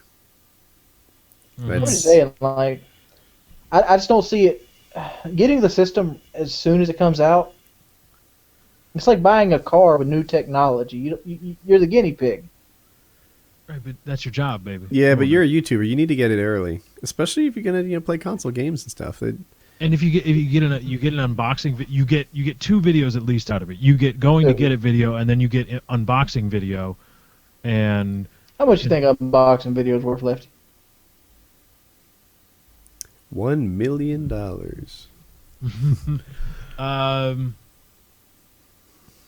Over the period of a couple months, probably 100,000 views at least Really? Yeah. for What channel world are for you channel living on in? Wings. What What do world you living probably in, get a Lefty? little bit more because your watermark is a little bit higher in terms of views, but if you get it out early enough and you've got the views on it and the like ratio on it, that'll slot you pretty decently in the search results. It'll help to do a good job. Yeah. Make it good. I have them both tagged. I'm just looking at them now. I'd forgotten what I ordered because I did it July 9th. I just pre-ordered both of them. And I don't have any games ordered.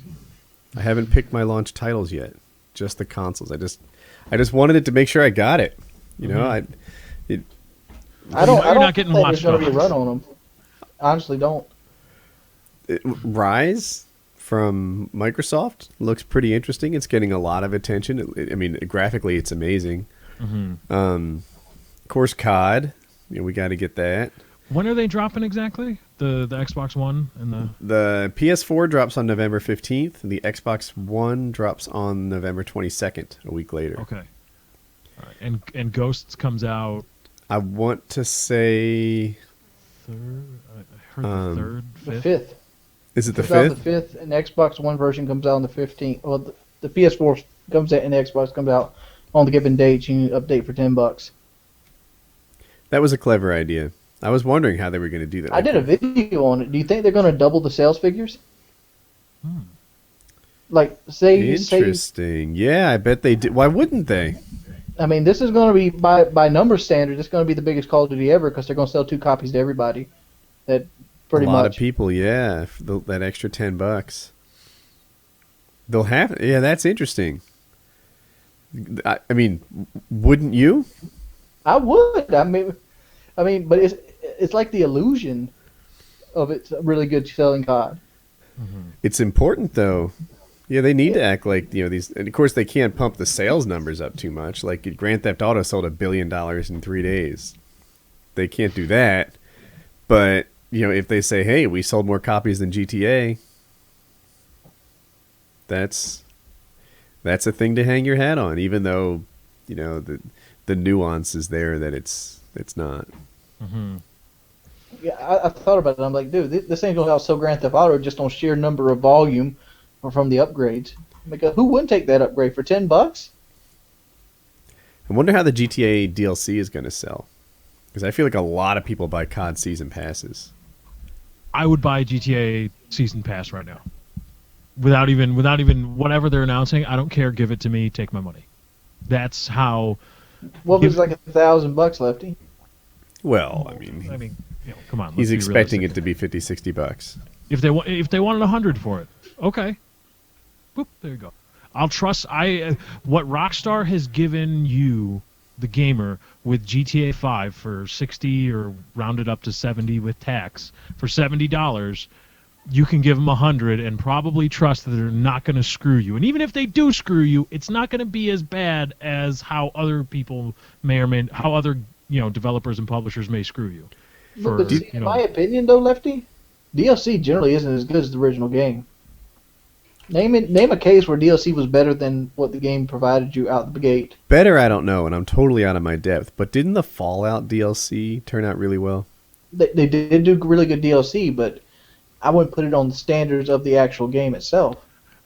I never seriously played Red Dead Redemption, but I know from everybody talking about it that their Undead Nightmare DLC was beloved by pretty much everybody. Borderlands DLC is on that level too. I don't know. Maybe I just played COD too much. But map packs suck ass. I don't think they suck this year. Did you play them? Yep. Half of them are remakes. Yeah, it's normal. I feel like the first 2 DLC drops for COD, the maps were, in some cases, better than the originals. They were really strong. In the third one, the zombies was really strong. And I don't know about the maps quite as much. I like the third one's maps the best. Really? The third one has that map on the beach, right? It's sort of open? Yeah. There's Cove, That one. Pod, and Dig. And one more. Frost. I don't love the third ones. The Peacekeeper, that was good. The DLC, it had a new gun. They should do that more often. That's like a cock tease, though. Like I thought we were going to get a different gun with each pack, and like, oh yeah, they put 5 extra guns in the game they just didn't release to us.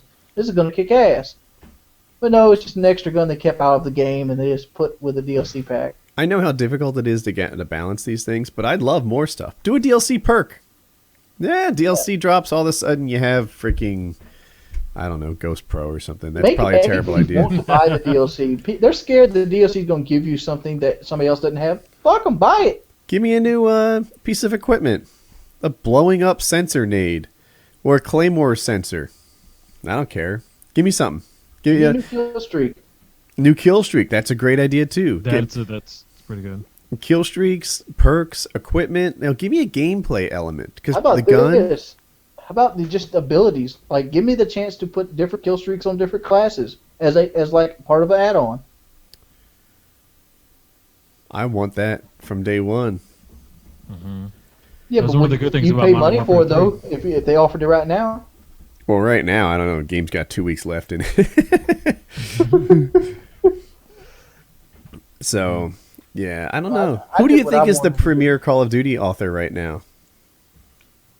I think it's Treyarch. Treyarch is still the better Call of Duty guys. Mm-hmm. Like even though Black Ops had a lot of things I bitched about, I played it still, and that's more than I can say for Modern Warfare 3. I was done with that shit by January. Yeah, that's still to this day the only Call of Duty I didn't max prestige on. Really, you didn't max prestige on Modern Warfare 3? I didn't. I got to 6th on PlayStation. I got to like 7th on Xbox. Huh. I got to 1. I think I had enough tokens from previous games that if I prestiged once, I got like 9 or 10 classes. And that's all I wanted. I hadn't prestiged until Black Ops 2 in a couple of years. Like I had done it on Modern Warfare 2, then I didn't do it on Black Ops 1 or Modern Warfare 3. I just went to like the first prestige, I think. But for Black Ops 2, I hit max prestige. I max prestige on PlayStation. Well, I master prestige on PlayStation and Xbox this year. Yeah. I just did 1, but yeah, I'm also master prestige. I liked hitting master prestige. I was looking forward to it. I did it. It was cool. Like now there's no rank next to my number. Even now at the end of the year, when you're master prestige, you stand out in the game a touch. Like there's not too many master prestiges in the lobby with you. Shoot. I got called a no life for the first like month. Oh yeah. I have I used to play with this guy in Modern Warfare 2.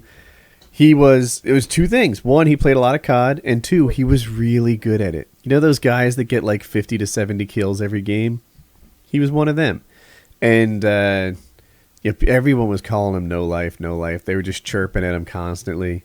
And at first he would defend himself and be like, look at my time played and look at yours. It's not so different.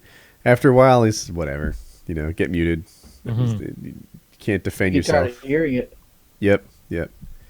But I used to say the same thing in the lobby when people would try to hackle me about it. Be like, "Hey, girl, I'm a prestige master."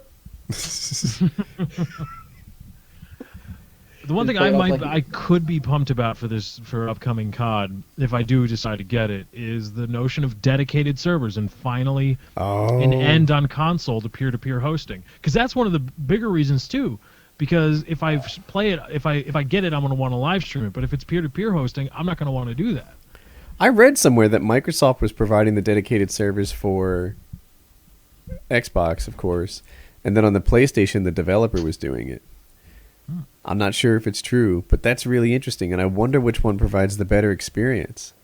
Microsoft with their gigantic cloud infrastructure and expertise, or the developer with getting exactly what it is that they want to get. They might find there's handcuffs involved in someone else running their dedicated servers that they hate. I don't know. But still, you don't have to worry, at least in this sense, about some kid with a USB laptop connected to his Xbox getting in your game and becoming host and you bouncing around and stuff. And yeah, we'll see. I wonder how good it's going to be. How good is your internet connection, Lefty? What do you got? I've got 50 down, 10 up. And what kind of pings do you get from when you test? About 8 or 9. That's strong. Mm-hmm. That's strong. Yeah, I'm 50 down, 5 up, and my pings tend to be 20 to 40. So okay, that's not bad either. I mean, no, it's normal in the U.S. It's normal. It's not like I've got beastly connection or something to really complain about. It's somewhere in between. So, Jackie's looking at houses. She's constantly looking at. And you've got the internet service nip that provider shit in the maps bud. overlaid right over everything that It's she's like- looking at. It's a big thing. She looks at it. She's like, what do you have? And they're like, well, there's DSL here. We're like, GTFO. We're not going to live on DSL. Get the hell out of here. We make a living on the internet. That's a no-go. How is Frontier Communication? Like, I have to look into them. And then business lines and people If can. you were to move, Woody, I would take nothing less than Google. Well, then you're going to live in Kansas. We'll live in Kansas. There is some place called Greenville or something in North Carolina that the town runs the internet, and they get 100 megabit up and down. That's legit. Like you're going to Greenville, North Carolina. I hope I have the name right. I could Google it, but that's really interesting. I wonder how good it is. Like how reliable it is. How it's a couple years old now, but I want new internet. I want it to be great, and I'm certainly not going to move someplace with crappy internet. And I don't know. Every time Jackie finds a place and crosses it off her list, I feel like I dodge a little bullet. And I told her, I'm like, it's so stressful. She's looking at homes and they cost a lot of money, and just like you want to wipe out this nest egg we've been saving. Well, that's big people talk. That's what all the adults always talk about. The behind the scenes, you never hear it about it. That's because you don't know. Like, I mean, a lot of things that I don't think, and I know some people get a little bit upset when we talk about quote big people issues, things that they really just don't have experience with. And if you don't have experience with it, it's okay to not completely enjoy talking about that. But think about how many people in the last 10 years were so excited to buy a house, and were so excited to be able to start paying it off. The last 2 decades, they got their college degree, they got their job, they're making 50, 60 grand a year, 70 even, they're really happy. And they get a car, and they're paying off their mortgage. And then all of a sudden, through real no fault of their own, it was a collective issue, you're upside down in your house.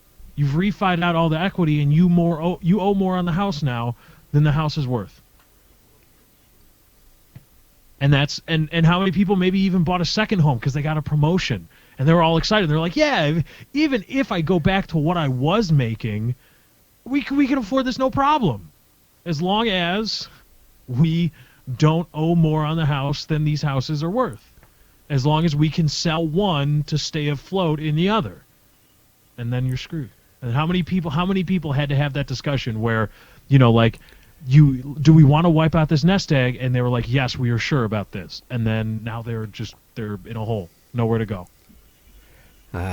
You're stressing me out, man. I don't mean to stress you out, but it's a serious, because some people might just think of it as like, oh yeah, it's a house. You got the YouTube money. Minecraft I can't. money. I'm not commenting because I ain't got no room to comment it. I bought another truck when I had a truck. So, but I can say this: there's nothing wrong with the house you live in now, and the kids are going to grow up faster than you're going to need more room.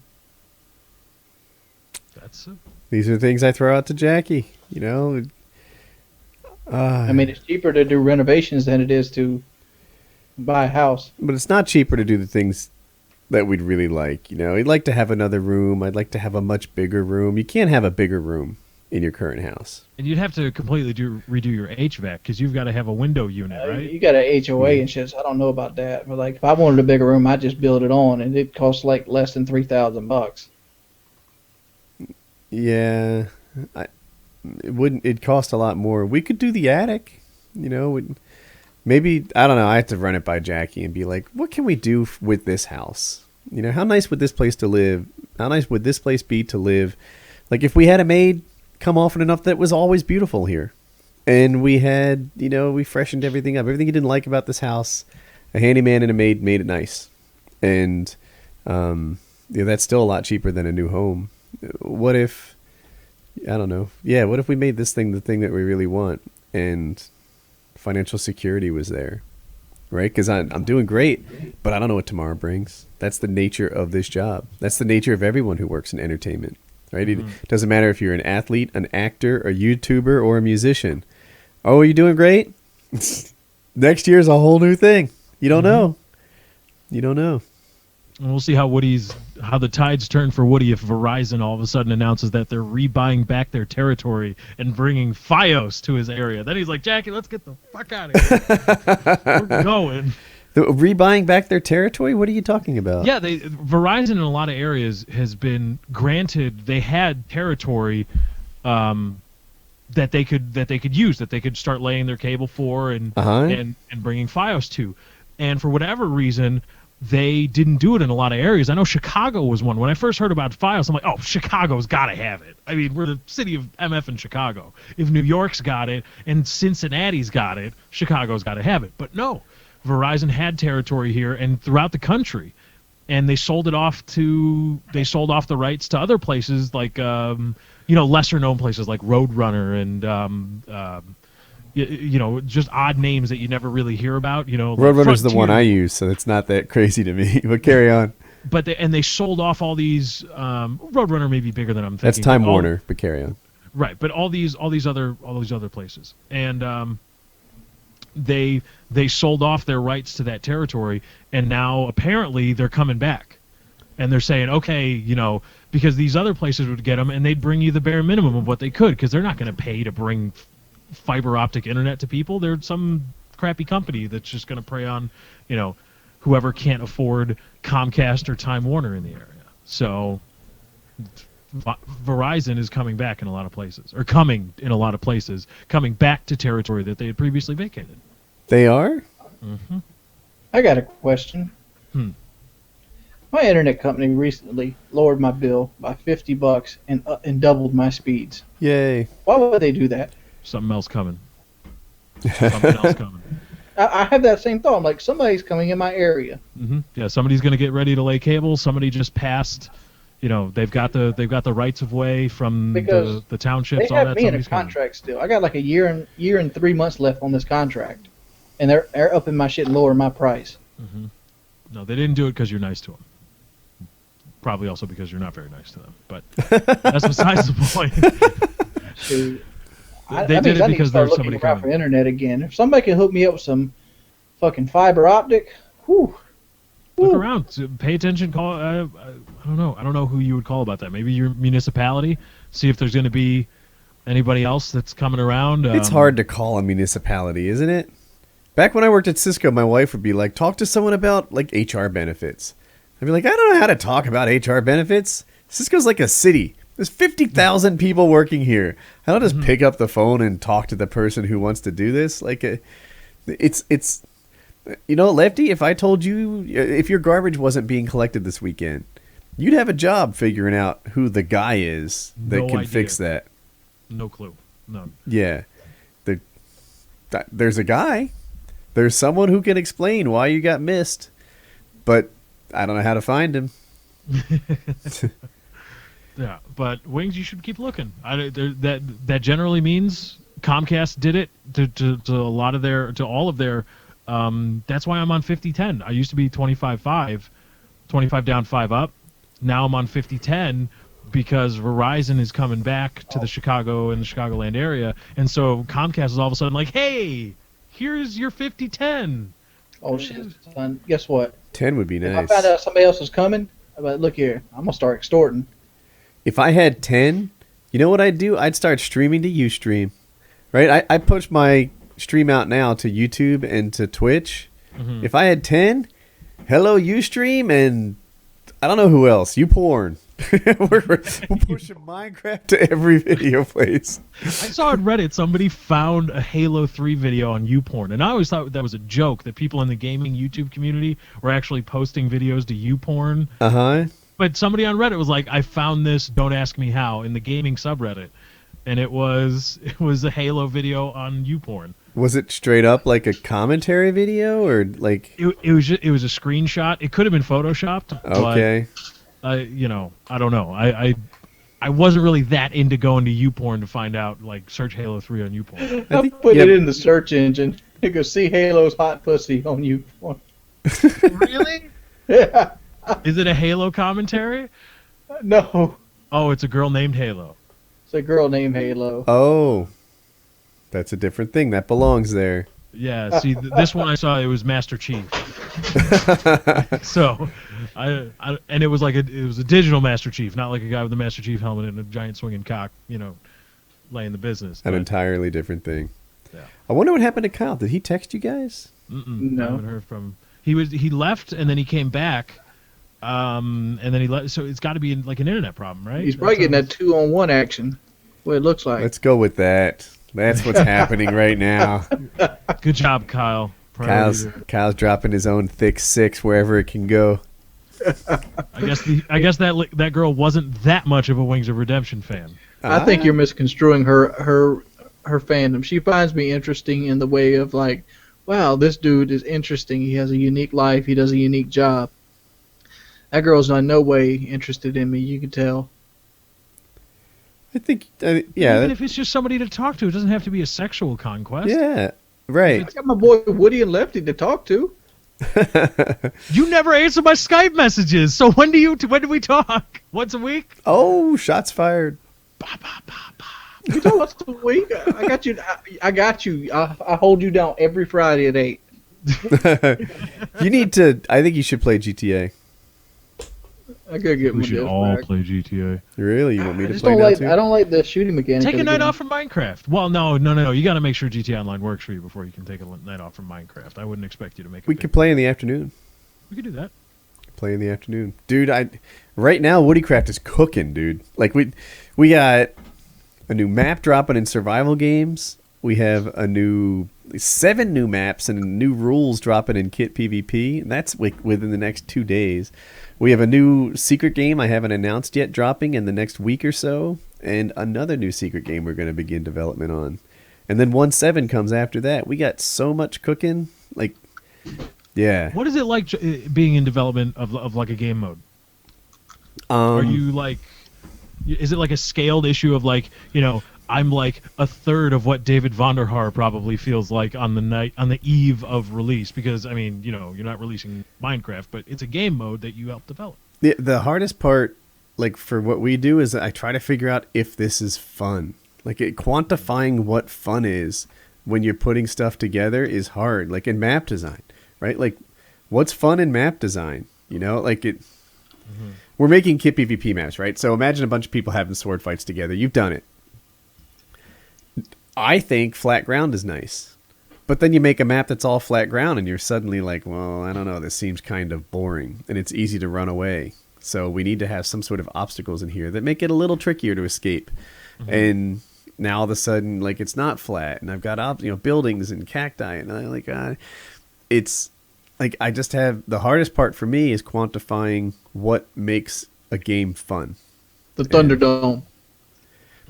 We have actually, I don't want to give anything away. Oh. One of our maps might be like that, you know, the same sort of concept. And that's a flat one where you're sort of trapped where you are. And, is that fun, right? You know, what if you fight 2-on-1? Is that fun or does that suck? I'm not sure. It's fun if you win. It's fun if you win, yeah. Oh, and then balancing. Oh, so our current kit PvP, basically there's the same class, you know, sword and a bow, and it gets better 10 times. And the problem with that is it gets a little pay to win, right? You know, if you're at that 10th level and you're fighting someone who's never donated, if you're really good, you can kill me, take my armor. Now you've got great stuff. Or you can maybe kill a medium guy, take his armor. Kill a top guy, take his armor, and work your way up. We have admins who consistently prove that's totally possible. But if you're a regular PvPer, and I think that's the skill level I am now, normal, average, then, you know, mostly whoever has the better armor wins, and it gets to be a little pay to win. The next one, we have 12 classes coming out, and they're all played differently, and we work so hard to balance them. And you know what, the thing, like, I might have one guy who's really difficult to kill, a tank class, but you also have like slowness attached to you. And then you might have another guy who's a ninja and he runs really fast and he can move around, but he can barely hurt you. So, you know, you've got to strafe, you've got to, you know, dart in and out and play. And balancing 12 classes, like, that's tricky to do right, you know? So we put a lot of time and effort into how the maps play, how the classes go. And what's going to happen is I'm going to release my baby to the world, and the people that give me feedback will be the ones that say my baby is ugly. and that's exactly how Vonda Harvey feels, Your baby's got a square head. Yeah, your baby's got a square head. Oh, they actually... In Minecraft, it's true. In Minecraft, it's true. There you go. But yeah, I think... I know people fuss anything Minecraft, but I think that we can have the best kit PvP server on Earth. Like, we put a lot of time and effort into this. Other servers don't have a new map every single day. We have a map for every day of the week. Usually I release a new game type, and I feel like a week later, it's not new anymore, right? You know, you've been playing this for a week, and you got it. If there's a new map every day, this thing can be new for like 7 weeks, right? You know, that should be a thing. Every day there's a new map, and it can be a long time, and it should be really cool. So I'm hoping that it hits the ground and people love it, and they say this was amazing and you did a good job. But I know also in my heart that the people who give me feedback will be the ones who want something different about it. So, what we learned from this conversation, folks: learn a trade skill. There's only one way to make a motherfucking chair. That's not true about chairs. There's a lot of ways. Yeah. There's a lot of ways to make them, but pretty much people want the standard 4 legs with a back. Yeah, I don't know. It's been like one of my passions lately, like, you know, making this thing the best that it can be, and I don't know, I'm psyched about it. It's really cool. It's really cool. So it's and I must be doing something right, because the other Minecraft server owners are all mad at me. There you go. WoodyCraft. WoodyCraft.net. Yep. Make everyone mad. I was getting confused. WoodyCraft, Woody'sGamertag.tv, and WoodyCraft.net. Right. Your branding sucks, Woody. Ugh. Good Not point. really. Yeah, Woody'sGamertag.tv was just something because Heather would reach out to people and they'd be like, "You're not really his agent." And it's like, "Oh yeah, we need something a little better than like Heather at Gmail or something like that." So we got her a branded thing, and then I put that email on my channel so they could see the association. You know, Heather doesn't look like what I thought her name would make her look like. Okay. I picture her as like one of those like homely 34-year-old women that has a little bit of a weight problem. That's not her. No, That isn't her at all. that's not her at all. She looks tiny, like like not like a little person, but like a like eat something once. In a while. I just go for something. Fuck. Yeah, she's naturally thin.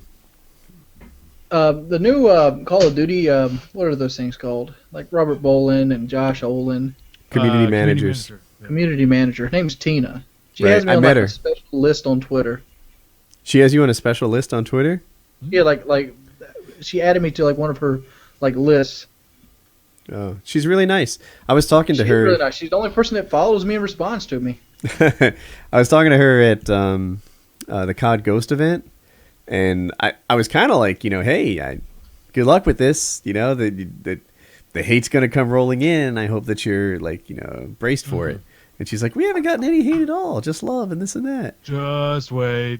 Yeah, and I was trying to explain to her how every year Josh Olin, who JD 2020 and 402 would pass the torch of hate, right? Like, you get loved and loved as your game comes out. Everyone's so excited. This is gonna be the best COD that's ever CODed. And then you say, no sniping in this one. Sniping's nerfed again in COD Ghost, right? Like, Oh yeah. how did they nerf it? I forget exactly what they did. I They don't said know. there's no quick scoping though. They said Oh really? quick scoping's been removed from COD Ghost. But So- but also the sniper's killing like one shot to the toe. So it's kind of a Yeah, but that's trade-off. the sniper. They added a new class, I think, called the Marksman, which is like an iron sight sniper that might be better for quick scoping, but it's harder to use. I tried it, and I didn't do well with it. But anyway, so then they say one thing happens that makes people mad. Dedicated servers don't have the capacity or whatever. The community turns on them. It happens every year, and she's going to experience a lot of this. I mean, they attack. 402 had a baby. And there is a podcast out there that all just went on for like an hour laughing, saying his baby was ugly. That's craziness. His baby wasn't ugly, by the way. But I'm sure Robert was so busy of a man he wouldn't notice. everyone that says that. Is that true of you? I'm not a busy Good man though. point. Good point. No, but still, I mean, you read all your tweets. You read them. I guarantee you, I promise you, I could get Bill Burr's attention. The comedian? Mhm. Yeah. I Did you tried hear tweets. Bill Burr said fuck Kyle in his thing? Yeah, I saw that all on the PK subreddit. That's I listened cool. to it. Yeah. That's cool. Yeah. So what's the setup? What is that? What was He just read a letter and then he said, please say fuck Kyle. It's an inside joke. He's like, cool. So he said it for him. That was really it. You got to Yeah. get that sound clip and permission to use it. Did you guys see the South Park thing? What are you talking about? They had a South Park thing about Minecraft, and Cartman I said heard fuck it. Kyle. Really? Yeah. Cartman's always said stuff like that, though. I don't know if I that. understand it kind of Yeah, fit but yeah. the show, but just the subject matter could kind of lends itself to it. You know what I I'm need to saying? see the Minecraft episode. Everyone's talking to me about it, but I haven't seen it personally. I got to check You're it the out. Minecraft guru. But Oh, there's a bit more, but yeah. getting back to the thing, it's like I tried to tweet spam Penn Jillette yesterday on my Uh-huh. my podcast, and he has not responded yet, despite getting like something like 600-700 tweets. from Yeah, people. you don't always get a Yeah. response, but you got his attention. We tweet spammed Sasha Grey once, and she tweeted during that tweet spam. She saw it. She opted not to, but Sasha Grey totally saw it. I'm sure of it. What did you say to Sasha Grey? We wanted her to come on Painkiller Already. uh, Yeah, We should get James Randi. I don't. Before Is he that a dies. guy or a girl? he's a skeptic. He's a skeptic. He's a conjurer. Oh, he's not even a porn star. No. Fuck it. Yeah. James Randi's better than a porn star now. He's He's a magician that spends his life defrauding like psychics and things like that. You like this guy? I do like this guy. A lot of people like him. Yeah, he's Penn Jillette likes to be Penn Jillette. Angela gave him the $1 million to go Yeah. against it. Yeah, if you can do anything under, if you can, James Randi holds in escrow $1 million that if you can do anything supernatural under scientific test conditions, you get that money free and clear out of the escrow account. I've seen, I think, a couple of these videos where it doesn't work out. You know, there was a guy who could use the HVAC system to like move paper or packing peanuts and James stuff. Hydrick. What was that? Wait, you know It this? was James Hydrick. He was a child molester, but he like move a pencil on the table, and then he like breathe in with his lungs and like blow the telephone book, and you couldn't really tell he was doing it. Yeah, that's the one. That's the one. Good stuff. And he died in prison, by the way. Was he a child molester before, after, or during? After the attempt? fact, about Okay. 3 years later, after James Randi debunked him, he got caught for child rape, child molesting, and got beaten to death in prison. That's what happens to child molesters in prison. That's what also happens to fake conjurers and magicians. Too. Here, you know, I was going to bring up this topic for PKA tonight. This led right into it. If you were going to prison in 1 month, what would you do to prepare? We've done this one before. Have we? Oh, No, damn we've it. done the what would you do first day? Right? I thought that was it. That's the one I remember most clearly was what would you do first day of prison? But a month to prepare, lift. Yeah, I think I'd lift. I think I'd try to look scary. Maybe a tattoo. I remember my answer was, what would you do in prison? I'd try to be an academic. I would just try to get a degree. Right, but you've got 1 month to prepare before you go inside. General population. Yeah, Kyle said he's going to pay off all the guards and blah, blah, blah, blah, blah. Oh, Maybe we did it already. maybe we did do it already. Maybe Wings seems to remember it. Good job, Wings. Dude, My does apologies. prison ever scare you? I do nothing Human that would incarceration warrant. does scare me because I have violent thoughts. I do nothing that would warrant me ever being in prison. But I watched the TV show Oz, and sometimes I would get these thoughts like, "What the hell am I going to do about this problem? I'm not going to prison," you know. But like, yeah, every so often I think, man, this would be terrible for everyone involved. Would your wife stick with you? How long's the term? Well, it's How changed go- would you be? going to prison for an extended period of time is probably a very serious thing. Like, for Well, just real. think about it. 10 years. Like, what was happened 10 years ago? 2003. The internet sucked. .com Call of Duty crash. wasn't even around. That's true. Wow. It's like, what, PlayStation 2? And Cell phones weren't big. I mean, they were coming out, but they weren't what we have now.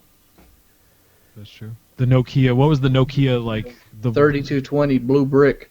Yeah, the one everybody had, and you could not kill those things. Super durable. Yeah. I still got my Nokia 3220. I have one. I was going to microwave it and then rig the microwave to break. That would have been great. Like, oh, shit. Uh, This is a wild card. done. Wild card.